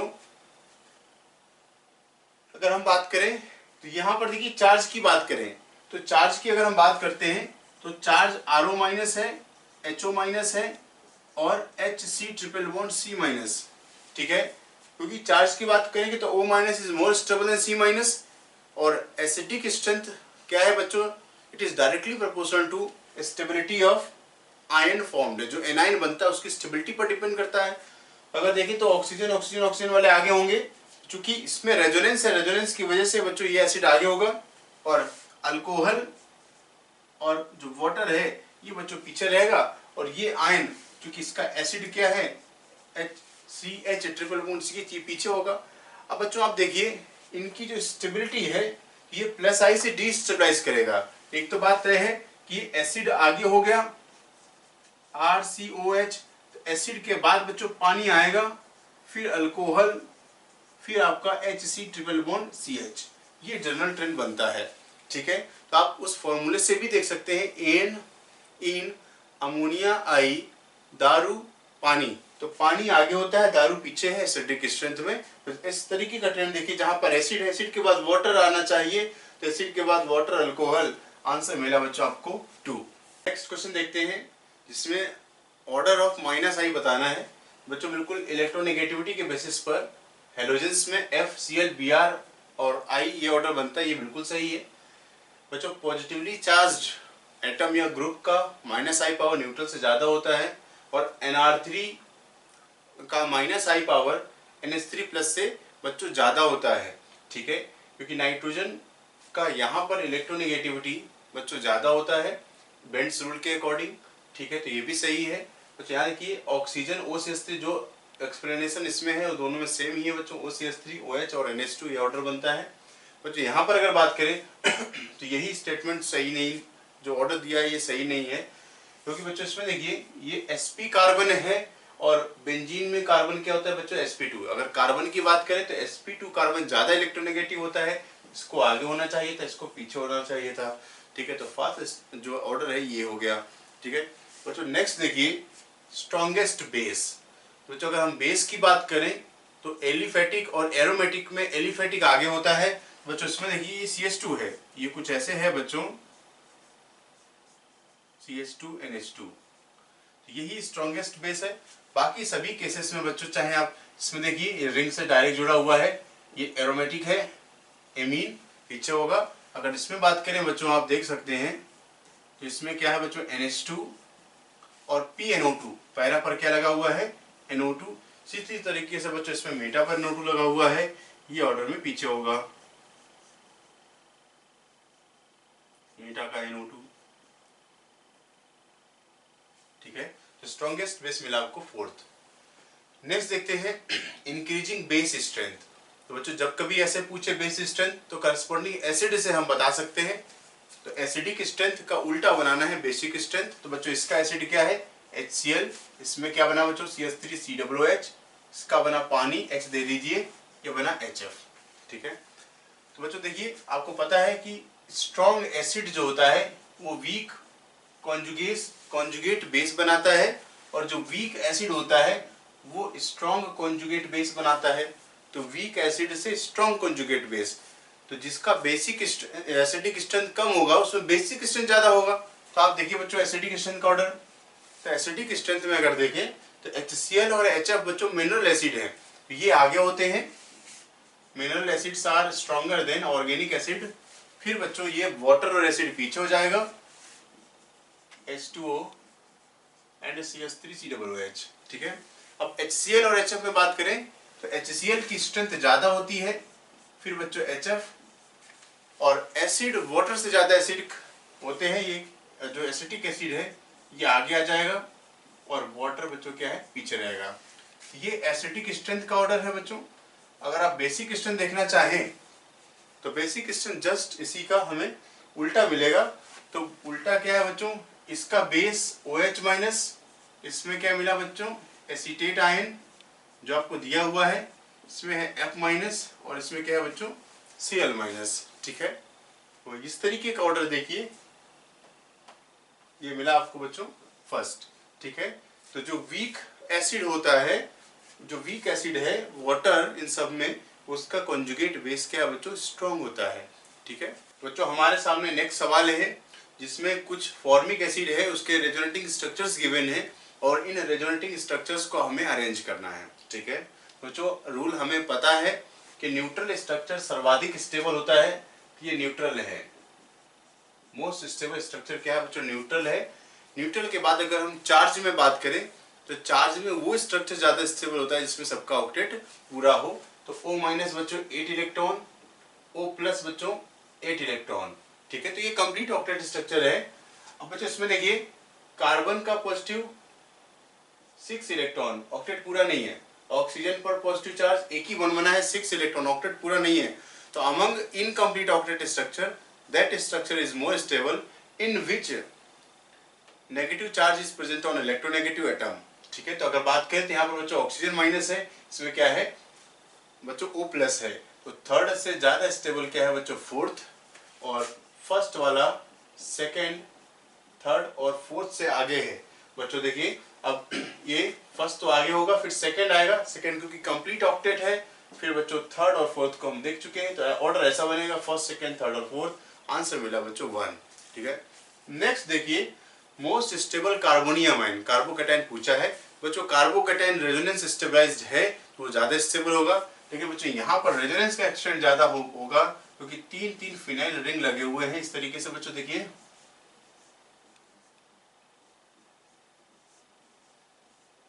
देखिए बच्चों, तो 3 फिनाइल रिंग होने की वजह से इसमें रेजोनेंस का एक्सटेंट बच्चों सबसे ज्यादा है और ये स्टेबल कैटायन है। ठीक है, बाकी में तो इसमें तो देखिए बच्चों हाइपर कॉन्जुगेशन है, इसमें हाइपर कॉन्जुगेशन 2 डिग्री का है। और बच्चों ये एलाइल है, एलाइल में रेजोनेंस होगा लेकिन इसमें फिनाइल की जगह फिनाइल की वजह से बच्चों इसमें क्या है ज्यादा रेजोनेंस होगा। ठीक है, तो सबसे मोस्ट स्टेबल आयन जो है आपसे पूछा है वो है फर्स्ट। तो नेक्स्ट क्वेश्चन देखते हैं जिससे पूछा है डिक्रीजिंग बेसिक स्ट्रेंथ।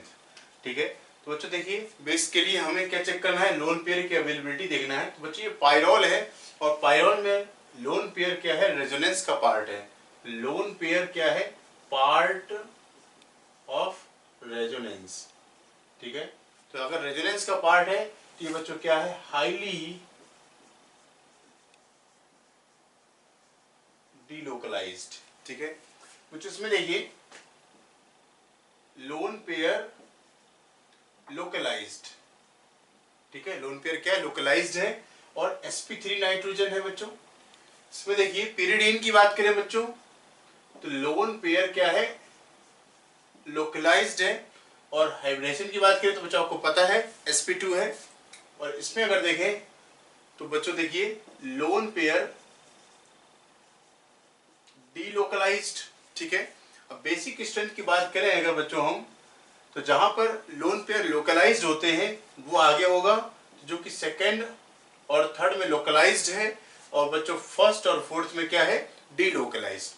अब बच्चों इसमें देखिए अगर लोकलाइज्ड है तो हम हाइब्रिडेशन की बात करते हैं, तो sp3 वाला बच्चों आगे होगा, क्योंकि sp3 का इलेक्ट्रोनेगेटिविटी कम होने की वजह से ये अपना पेयर ऑफ इलेक्ट्रॉन आसानी से डोनेट करेगा। अब बच्चों अगर पायरोल की बात करें तो पायरोल का तो लोन पेयर क्या रेजोनेंस का ही पार्ट है, तो ये तो हाईली डीलोकलाइज्ड है बच्चों, ये पीछे हो जाएगा फर्स्ट और फोर्थ। तो बच्चों ऑर्डर बनेगा कुछ ऐसे, सेकंड फिर थर्ड और फोर्थ, बच्चों सेकंड थर्ड फोर्थ और फर्स्ट, आंसर मिला बच्चों आपको 4। ठीक है, नेक्स्ट क्वेश्चन देखते हैं, increasing dissociation constant. Dissociation constant बच्चों एसिड है, एसिड फिनॉल एसिड नेचर का है और डिसोसिएशन कांस्टेंट उसका K है। तो बच्चों इसमें देखिए, चूंकि नाइट्रो ग्रुप लगा हुआ है, नाइट्रो ग्रुप इलेक्ट्रॉन विड्राइंग होता है और electron withdrawing group increases acidic strength. तो बच्चों देखिए, एक तो ये मेटा पर है, मेटा पर ये -I इफेक्ट ऑपरेट करेगा। ठीक है, और इसमें देखिए बच्चों ये पिक्रिक एसिड है, पिक्रिक एसिड, तो ये बच्चों क्या है -M -M। तो तीन ग्रुप लगे हुए हैं -M के, और पिक्रिक एसिड बहुत ही स्ट्रॉन्ग एसिड माना जाता है बच्चों। तो थर्ड तो सबसे आगे होगा, और थर्ड जहां पर है वो बच्चों ऐसे आंसर भी 3 दिए हुए हैं। ठीक है, तो पिक्रिक एसिड के बाद देखिए इसमें 3 इलेक्ट्रॉन विड्राइंग ग्रुप है, तो बच्चों इसमें 2 इलेक्ट्रॉन विड्राइंग ग्रुप है, तो 3 के बाद बच्चों 2 इलेक्ट्रॉन विड्राइंग ग्रुप वाला आएगा। ठीक है, और इसमें बच्चों 1 इलेक्ट्रॉन विड्राइंग ग्रुप है, तो बच्चों आंसर ऐसा होना चाहिए थर्ड। ठीक है, थर्ड में 3 इलेक्ट्रॉन विड्राइंग ग्रुप है, फिर ये फर्स्ट, इसमें 2 इलेक्ट्रॉन विड्राइंग ग्रुप है, और 1 इलेक्ट्रॉन विड्राइंग में बच्चों बचा आपका सेकेंड और फोर्थ। अब बच्चों 1 इलेक्ट्रॉन विड्राइंग ग्रुप में देखिए ये -M ऑपरेट करता है पैरा पर, और ये मेटा पर -I, -M ज्यादा स्ट्रॉन्ग होता है, तो बच्चों फोर्थ तो सबसे पीछे होगा, फर्स्ट और थर्ड। ठीक है, फोर्थ सबसे पीछे होगा, फिर मिलेगा बच्चों आपको फर्स्ट और थर्ड। ठीक है, तो बच्चों आंसर मिला आपको फोर्थ, फिर सेकेंड, फर्स्ट और थर्ड। ठीक है, तो बच्चों आप देख सकते हैं कि फर्स्ट सबसे आगे होगा, ये जो थर्ड वाला है, थर्ड में picric acid 3 electron withdrawing group की वजह से बच्चों थर्ड सबसे आगे होगा। तो हमने देखा कि भाई थर्ड इन 3 ऑप्शंस में है। अब बच्चों आपको आंसर देखना है। ठीक है, आंसर देखना है तो आप ये देखो सबसे पीछे क्या है, क्योंकि ये तो सबसे आगे हो गया सभी ऑप्शंस में, तो सबसे पीछे क्या है, सबसे पीछे इसमें सेकेंड है। ठीक है, और इसमें फोर्थ है, तो अगर आप देखो कि सेकेंड में तो ये -M लगा रहा है और फोर्थ में -I लगा रहा है, तो -I वाला स्ट्रेंथ जो होते हैं वो वीक होते हैं, और उनसे एसिडिक स्ट्रेंथ बच्चों इंक्रीज कम होगी -M के कंपेरिजन में। तो बच्चों फोर्थ तो सबसे पीछे है -I की वजह से, और -M से कमजोर होता है, तो और इसमें भी देखिए बच्चों इसमें भी फोर्थ है, तो ये तो दोनों सेम हो गए। अब 2 में बात आ गई, अब आंसर डिसाइड करेगा फर्स्ट और सेकंड वाला, फर्स्ट और सेकंड वाला ये आंसर को डिसाइड करेगा, उससे हम चेक कर सकते हैं। ठीक है, तो इसमें आंसर मेरा बच्चा आपको 3। बच्चों नेक्स्ट क्वेश्चन देखते हैं, इससे पूछा है डिक्रीजिंग हीट ऑफ हाइड्रोजनेशन। तो आपको पता है बच्चों हीट ऑफ हाइड्रोजनेशन स्टेबिलिटी का इन्वर्सली प्रोपोर्शनल होता है। ठीक है, तो अगर हम एल्कीन के स्टेबिलिटी का ऑर्डर बता दें तो बच्चों देखिए, अगर हम स्टेबिलिटी का ऑर्डर देखें बच्चों, तो एक तो बच्चों ये देखिए ट्रांस है। ठीक है, दोनों से अपोजिट साइड, ये बच्चों सिस है, और इसमें अगर आप देखें बच्चों, तो इसमें अगर हम अल्फा H की बात करें तो इसमें है बच्चों 2 अल्फा H, ये अल्फा कार्बन, और इसमें देखिए बच्चों ये अल्फा अल्फा और ये अल्फा, तो इसमें है बच्चों 8 अल्फा H। ठीक है, तो सबसे ज्यादा स्टेबल एल्कीन है बच्चों आपको सेकेंड वाली। ठीक है, क्योंकि यहाँ पर अल्फा H देखेंगे 6 है, और 6 अल्फा H बच्चों ये अल्फा कार्बन है, डबल बॉन्ड के बाद वाला कार्बन अल्फा कार्बन है। ठीक है, तो 8 अल्फा H वाला सबसे आगे, फिर बच्चों 6 अल्फा H वाले आएंगे, और 6 अल्फा H में बच्चों ट्रांस ज्यादा स्टेबल होता है सिस से, और फर्स्ट पीछे हो गया। ठीक है, अब तो बच्चों अगर हम हीट ऑफ हाइड्रोजनेशन देखें, ये तो स्टेबिलिटी का ऑर्डर है। अगर हीट ऑफ हाइड्रोजनेशन देखें, जिसकी स्टेबिलिटी कम है उसमें हीट ऑफ हाइड्रोजनेशन ज्यादा होगी, तो फर्स्ट, फोर्थ, थर्ड और सेकेंड, ऐसा आंसर बनेगा। देखिए फर्स्ट, फोर्थ, थर्ड और सेकेंड, आंसर मिला बच्चों आपको 4।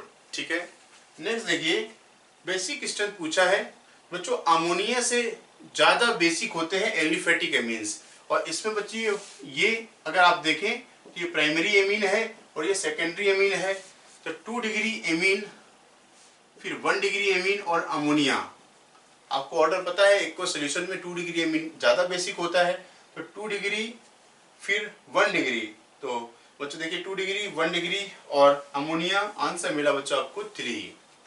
नेक्स्ट स्ट्रॉन्गेस्ट बेस, तो बच्चों देखिए बेंजीन रिंग है सभी में एरोमेटिक, तो बच्चों इसमें बीच में कार्बन आ गया तो ये है एलिफेटिक एमीन, और एलिफेटिक में बच्चों इसमें रेजोनेंस नहीं होगा। बाकी देखिए लोन पेयर रेजोनेंस का पार्ट है, लोन पेयर रेजोनेंस का पार्ट है। इन सभी केसेस में फर्स्ट, सेकंड और थर्ड में रेजोनेंस हो रहा है, लेकिन फोर्थ में रेजोनेंस नहीं है, जिसकी वजह से बच्चों फोर्थ जो कि एलिफेटिक एमीन है ये इसमें स्ट्रॉन्गेस्ट बेस है। क्वेश्चन देखते हैं जिससे पूछा है increasing stability of free radical. बच्चों अगर फ्री रेडिकल की स्टेबिलिटी की बात करें, जो 3 डिग्री रेडिकल, 2 डिग्री रेडिकल और 1 डिग्री रेडिकल, ठीक है। और इसमें भी देखें बच्चों कि अगर हम जैसे इसकी बात करें तो CH3 whole thrice C radical और C6H5 whole thrice C radical, इसमें बच्चों क्या है रेजोनेंस है, और इसमें क्या है बच्चों हाइपर कॉन्जुगेशन है, तो रेजोनेंस की स्टेबिलिटी ज्यादा होती है। तो बच्चों जहां पर फिनाइल वाला ग्रुप होगा वो रेडिकल आगे होंगे, तो फिनाइल ग्रुप देखिए बच्चों, फिनाइल ग्रुप आगे एक तो यहाँ पर है एक तो यहाँ पर है, लेकिन बच्चों ये 2 डिग्री का है और ये 3 डिग्री का है, तो 3 डिग्री वाला phenyl, then 2 degree phenyl, 3 degree alkyl, बच्चों ये 2 डिग्री है, ये 3 डिग्री है, बच्चों ये 2 डिग्री और ये क्या है 3 डिग्री, और इसमें बच्चों इन दोनों में क्या है रेजोनेंस है, तो रेजोनेंस स्टेबलाइज्ड रेडिकल ज्यादा स्टेबल होते हैं और हाइपर कॉन्जुगेशन वाले बच्चों क्या है कम स्टेबल होते हैं, ठीक है। लेकिन 3 डिग्री आगे होगा, 2 डिग्री से आंसर मिला बच्चों आपको 4। नेक्स्ट देखिए which of the following compounds are anti aromatic. तो एंटी एरोमेटिक में देखिए बच्चों ये क्या है, ये फ्यूरान है, फ्यूरान में रेजोनेंस हो रहा है इस तरीके से, ठीक है। तो 6 पाई इलेक्ट्रॉन का रेजोनेंस है, तो 6 pi electron system most common aromatic system है। अब बच्चों इसमें देखिए ये sp3 कार्बन आ गया, तो sp3 आने से बच्चों क्या होते हैं नॉन एरोमेटिक, तो ये नॉन एरोमेटिक है कंपाउंड। आपसे पूछा एंटी एरोमेटिक कौन से है, बच्चों ये कॉड है। कॉड के बारे में हमने आपको बताया था एक स्पेशल बात कि कॉड क्या होते हैं नॉन एरोमेटिक होते हैं क्योंकि ये प्लेनर नहीं होते हैं, ठीक है। अगर आप बच्चों इसमें देखें तो ये कंपाउंड एरोमेटिक है क्योंकि 6 पाई इलेक्ट्रॉन का डीलोकलाइजेशन है, 6 पाई इलेक्ट्रॉन वाले सिस्टम क्या होते हैं बच्चों एरोमेटिक होते हैं, ठीक है। अगर आप इसमें देखें फिफ्थ वाले में, तो फिफ्थ वाला 4 पाई इलेक्ट्रॉन सिस्टम है, जैसे साइक्लोब्यूटाडाइन होता है 2 पाई बॉन्ड है, पॉजिटिव चार्ज है, इलेक्ट्रॉन नहीं होगा, तो 4 pi electron system anti aromatic होता है। और बच्चों सेम ये है साइक्लोब्यूटाडाइन एंटी एरोमेटिक है, तो फिफ्थ और सिक्स्थ, फिफ्थ वाला और सिक्स्थ वाला क्या है बच्चों ये एंटी एरोमेटिक है, ठीक है। तो बच्चों हमने डिस्कस किया ऑर्गेनिक केमिस्ट्री वाले पार्ट को। हेलो बच्चों, अभी तक हमने किसके बारे में डिस्कस किया, हमने फिजिकल और ऑर्गेनिक के क्वेश्चंस देखे। अब हम DT7 के आपके इनऑर्गेनिक क्वेश्चंस देखेंगे। बहुत ही कम क्वेश्चंस पूछे गए थे, कोऑर्डिनेशन बस शुरुआत है, बट नेक्स्ट पेपर से कोऑर्डिनेशन का अमाउंट ज़्यादा बढ़ जाएगा, तो उन पेपर्स पर थोड़ा ध्यान देना। बट आज के पेपर में कोऑर्डिनेशन थोड़ा कम था, बट डिस्कस करना जरूरी है, तो देख लेते हैं क्या क्या क्वेश्चन पूछे गए हैं और किस तरह से इन क्वेश्चन को हैंडल करना चाहिए, ठीक है। अच्छा, एक खास बात यहाँ पर, एक बहुत जरूरी बात है कि आपको एक चीज याद होनी चाहिए कि जब भी क्वेश्चंस पूछे जाएंगे ना इनऑर्गेनिक से, तो बहुत ही आसान क्वेश्चंस पूछे जाएंगे, तो आपको फोकस ही उन चीजों पे करना है, ठीक है, बाकी जो फोकस नहीं करना, ठीक है। चलो क्वेश्चन नंबर एक क्वेश्चन पूछा गया था आपसे, देखो अब इसमें जो आपको जो क्वेश्चन पेपर मिला है उसमें थोड़ा सा रैंडमली ऑर्गेनाइज होगा, तो मैं आपको सिर्फ क्वेश्चंस बोल दूंगा और आप उसको उस तरह से देखें, ठीक है। तो एक क्वेश्चन पूछा गया था, क्वेश्चन है ना, क्वेश्चन में था कि IUPAC बताना था आपको, IUPAC बताना था आपको, ठीक है, IUPAC बताना था आपको, किसका IUPAC बताना था आपको, CONH3 5ONO है ना, 2+, इसका आपको IUPAC बताना था और आपको बताना था कि किस तरह से IUPAC का नाम लिखा जाएगा, है ना इसका। अब जब इसका IUPAC आप देखेंगे तो इसका सिंपल सा IUPAC बनता है कि यहां पर आपके पास क्या है, ये नाइट्राइटो है और ये पेंटा अमीन है, अमीन है। अब कितने अमीन है, 5 अमीन लगे, तो पेंटा अमीन बोल देंगे। क्या पेंटा पी जो हम सफिक्स प्रीफिक्स यूज कर रहे हैं, क्या उसको हम अल्फाबेटिकल ऑर्डर में कंसीडर करते हैं, बिल्कुल नहीं। विच मींस सबसे पहले किसका नाम आएगा, इसका। तो इसका नाम कैसे लिखा जाएगा, इसका नाम लिखा जाएगा आपका पेंटा अमीन, ठीक है, पेंटा अमीन, ठीक है। Nitrito, nitrito, penta amine nitrito, cobalt 3 cobalt 3 pentaammine nitrito cobalt 3, क्योंकि NO पे -1 चार्ज होता है, तो अगर इस पे -1 चार्ज है तो ओवरऑल चार्ज CO पे चार्ज होना चाहिए +3, क्योंकि अगर ये +3 है, ये -1 है, तभी बाहर पे क्या हो पाएगा, +2 पाएगा। तो ये क्या होना चाहिए, +3 होना चाहिए, nitrito ion. This should be the name, this should be the name. अब कभी-कभी क्या होता है, किसी किसी जगह पे ये अमीन में डबल M ना लगा के वो सिंगल M लगा देते हैं। तो अगर पहले तो ये चीज याद रखो, अगर डबल M लिखा है तो आंसर आपका डबल M वाला होगा, लेकिन अगर आपका डबल M नहीं लिखा तो आपका फिर आंसर क्या हो जाएगा, सिंगल M हो जाएगा। अगर डबल M नहीं लिखा आंसर तो क्या हो जाएगा, सिंगल M। ये बात क्लियर है, ठीक है। चलो नेक्स्ट क्वेश्चन। नेक्स्ट क्वेश्चन में आपसे पूछा गया है which of the following are pi acid ligand. Pi acid ligand ये आपसे पूछा गया कि कौन सा आपका पाई एसिड लिगेंड। अच्छा, इस पेंटा इसका आंसर जो होगा ना वो सेकंड होगा, second option was correct, second option was correct, ठीक है, सेकंड ऑप्शन वाज करेक्ट, ठीक है। चलो नेक्स्ट देखिए, which of the following is a pi acid ligand. आपसे पूछा गया कौन सा पाई एसिड लिगेंड है, ठीक है। आपसे बोलोगे कौन सा पाई एसिड लिगेंड, तो कैसे बताओगे। देखो, आपने दो टाइप ऑफ लिगेंड्स पढ़े होंगे, एक क्लासिकल और एक नॉन क्लासिकल, ठीक है, ठीक है। क्लासिकल लिगेंड्स पाई एसिड लिगेंड नहीं होते, लेकिन नॉन क्लासिकल जब आप बात करते हो तो नॉन क्लासिकल में दो टाइप ऑफ लिगेंड आते हैं, सिग्मा डोनर, पाई एक्सेप्टर, पाई डोनर, पाई एक्सेप्टर, ठीक है। अब एक चीज समझना, हम BF3 या BH3 को पाई एसिड क्यों बोलते हैं, लुईस एसिड क्यों बोलते हैं, क्योंकि ये BH3 क्या करता है, इसके पास एम्प्टी ऑर्बिटल होता है, इलेक्ट्रॉन डेंसिटी को एक्सट्रैक्ट करता है, मतलब इलेक्ट्रॉन डेंसिटी इसके अंदर डाली जा सकती है क्योंकि एम्प्टी ऑर्बिटल है, व्हिच मींस ये लुईस एसिड है। लुईस एसिड क्यों है, क्योंकि ये क्या कर रहा है, इसमें इलेक्ट्रॉन डेंसिटी डाली जा सकती है, क्योंकि इसके पास क्या है, एम्प्टी ऑर्बिटल है। तो क्या इसको क्या बोल देंगे हम, इसमें एसिडिक नेचर है।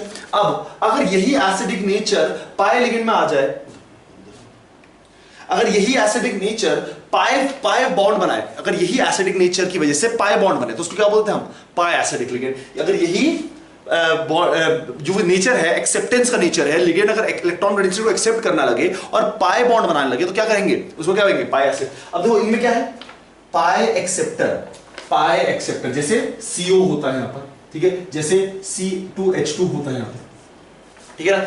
पाई एक्सेप्टर है, क्या है ये, पाई को एक्सेप्ट कर रहे हैं, पाई इलेक्ट्रॉन को एक्सेप्ट कर रहे हैं। अब अगर इलेक्ट्रॉन को एक्सेप्ट कर रहे हैं, अगर इलेक्ट्रॉन को एक्सेप्ट कर रहे हैं तो क्या होंगे, एसिडिक नेचर होगा, और एसिडिक होगा तो कौन सा वाला होगा, पाई वाला होगा, क्योंकि पाई बॉन्ड बना रहे हैं, तो क्या हो जाएगा, पाई एक्सेप्टर। व्हिच मींस जो हमें ऑप्शंस दिए गए हैं, कौन कौन से ऑप्शन दिए गए हैं, हमें ए ऑप्शन दिया गया है NH3।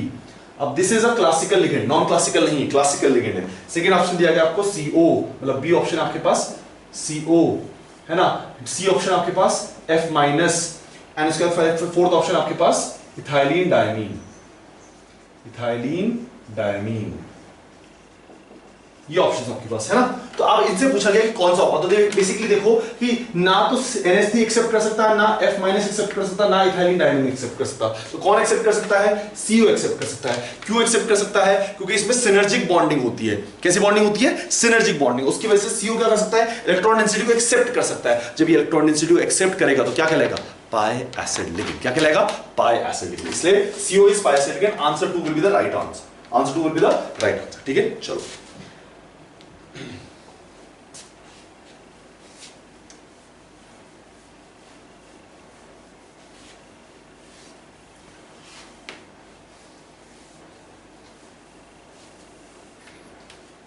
नेक्स्ट आपसे पूछा गया है कि आपको बताना है कि what is the formula of dichlorido bis ethane 1,2 diamine, है ना, प्लैटिनम 4 नाइट्रेट, आपको उसका बताना है, ठीक है। अब देखो, अब क्वेश्चन में दिया गया है आपको कि आपको एक का नेमिंग बतानी है ना, नेमिंग बतानी है। नेमिंग कैसे बताएंगे, देखो वो भी देखते जाओ, नेमिंग कैसे बताएंगे देखते जाओ। देखो क्या नाम दिया गया है इसका, डाइक्लोराइडो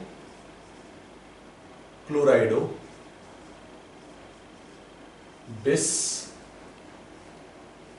इथेन 1,2 डायमीन, ठीक है, इथेन 1,2 डायमीन, ठीक है, प्लैटिनम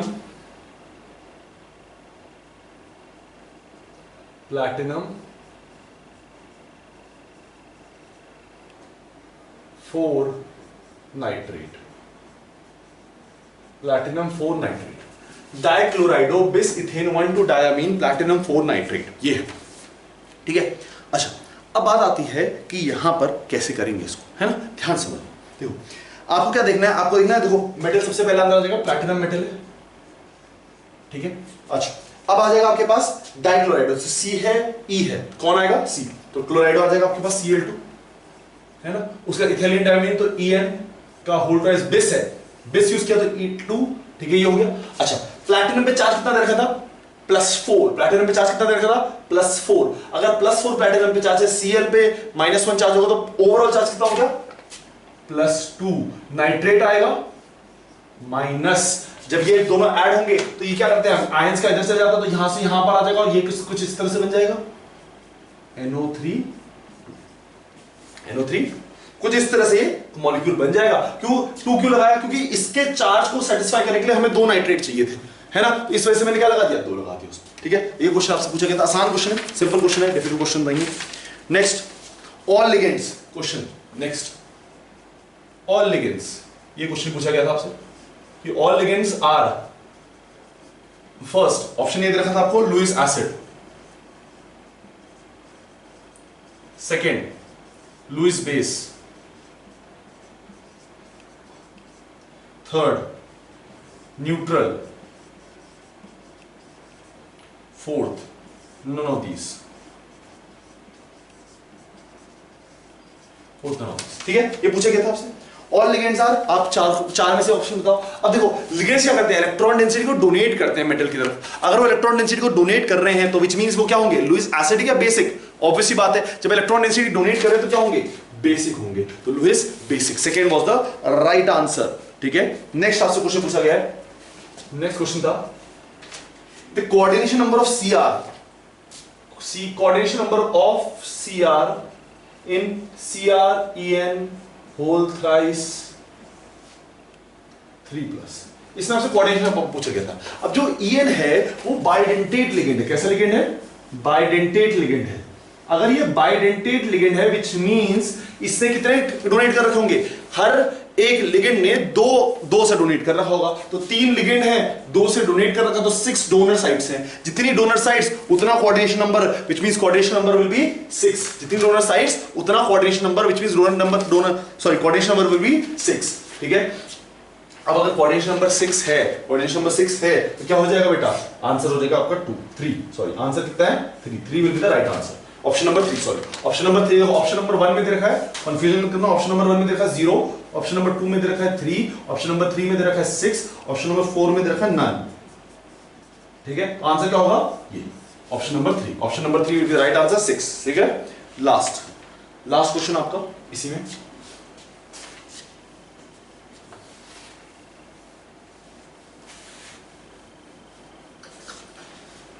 लास्ट क्वेश्चन क्या पूछा गया, देखो क्वेश्चन पूछा गया है आपसे, सिंपल क्वेश्चन है, बहुत सिंपल क्वेश्चन है कि अगर मैं CuNH3 SO4 को पानी में डालता हूं, अगर CuNH3 SO4 को मैं पानी में डालता हूं तो मेरे को क्या होगा, क्या चीज होगी, ठीक है। पहला बोला है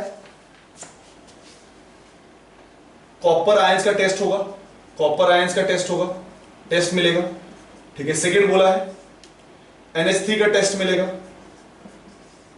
ठीक है। थर्ड बोला है SO4 का टेस्ट मिलेगा, ठीक है। और फोर्थ बोला है किसी का भी टेस्ट नहीं मिलेगा, नो टेस्ट। अब टेस्ट का मतलब क्या है कि हम आयन को डिटेक्ट कर सकते हैं, कॉपर आयन को डिटेक्ट कर सकते हैं, NH3 आयन को डिटेक्ट कर सकते हैं, SO4 को डिटेक्ट कर सकते हैं, किसी को डिटेक्ट नहीं कर सकते। अब आपको पता है कि जब हम इस जैसे कोऑर्डिनेशन कंपाउंड को पानी में डालते हैं तो डिस्टिट्यूशन कैसे होता है, डिस्टिट्यूशन होता है इस कुछ इस तरह से, CuNH3 4 2+ SO4 2-, कुछ इस तरह से डिस्टिट्यूशन होता है। अब अगर इस तरह से डिस्टिट्यूशन हो रहा है तो NH3 और Cu की तो कोई आइडेंटिटी ही नहीं है ना। अगर इन दोनों की कोई आइडेंटिटी ही नहीं है तो फिर ये टेस्ट, इन दोनों का टेस्ट नहीं मिलेगा। जबकि सल्फेट की आइडेंटिटी है तो उसका टेस्ट आपको मिल जाएगा, और सल्फेट का टेस्ट मिल गया तो आंसर क्या होगा, थर्ड, कि सल्फेट का टेस्ट हमें इसमें मिलेगा। इसमें हमें किसका टेस्ट मिलेगा, सल्फेट का टेस्ट, ठीक है। तो बस बेटा इतने ही क्वेश्चन थे इनऑर्गेनिक केमिस्ट्री में, सिंपल पेपर था, डिफिकल्ट पेपर नहीं था। एक चीज याद रखिएगा कि जो चीज आपको पढ़ाई जा रही है अगर आप उन चीजों पे फोकस करते हैं ना तो आपके जो आने वाले एग्जाम्स हैं उनमें आपको बहुत मदद मिलेगी और आपके लिए बहुत सारी चीजें आसान हो जाएंगी। तो yes it is good to think out of the box, but ये चीज याद रखो कि जब आप पढ़ रहे हो तो जो चीज फैकल्टी बता रहा है, जो चीज टीचर्स बता रहे हैं, उन चीजों का ध्यान रखो और वो इंपॉर्टेंट चीजें हैं, ठीक है। तो उन चीजों का ध्यान रखोगे तो पेपर बहुत आसानी से होगा आप लोगों को, ठीक है। तो बस अब नेक्स्ट पेपर में आपसे मिलते हैं, नेक्स्ट पेपर के सोल्यूशन के साथ। तब तक टेक केयर एंड पढ़ते रहो, जम के मेहनत करते रहो, एंड वी आर होपिंग कि आपके अच्छे रिजल्ट्स आएंगे नेक्स्ट वाले टेस्ट में। तो अच्छे से पढ़ते रहो and will meet you next time with another paper. Thank you for listening.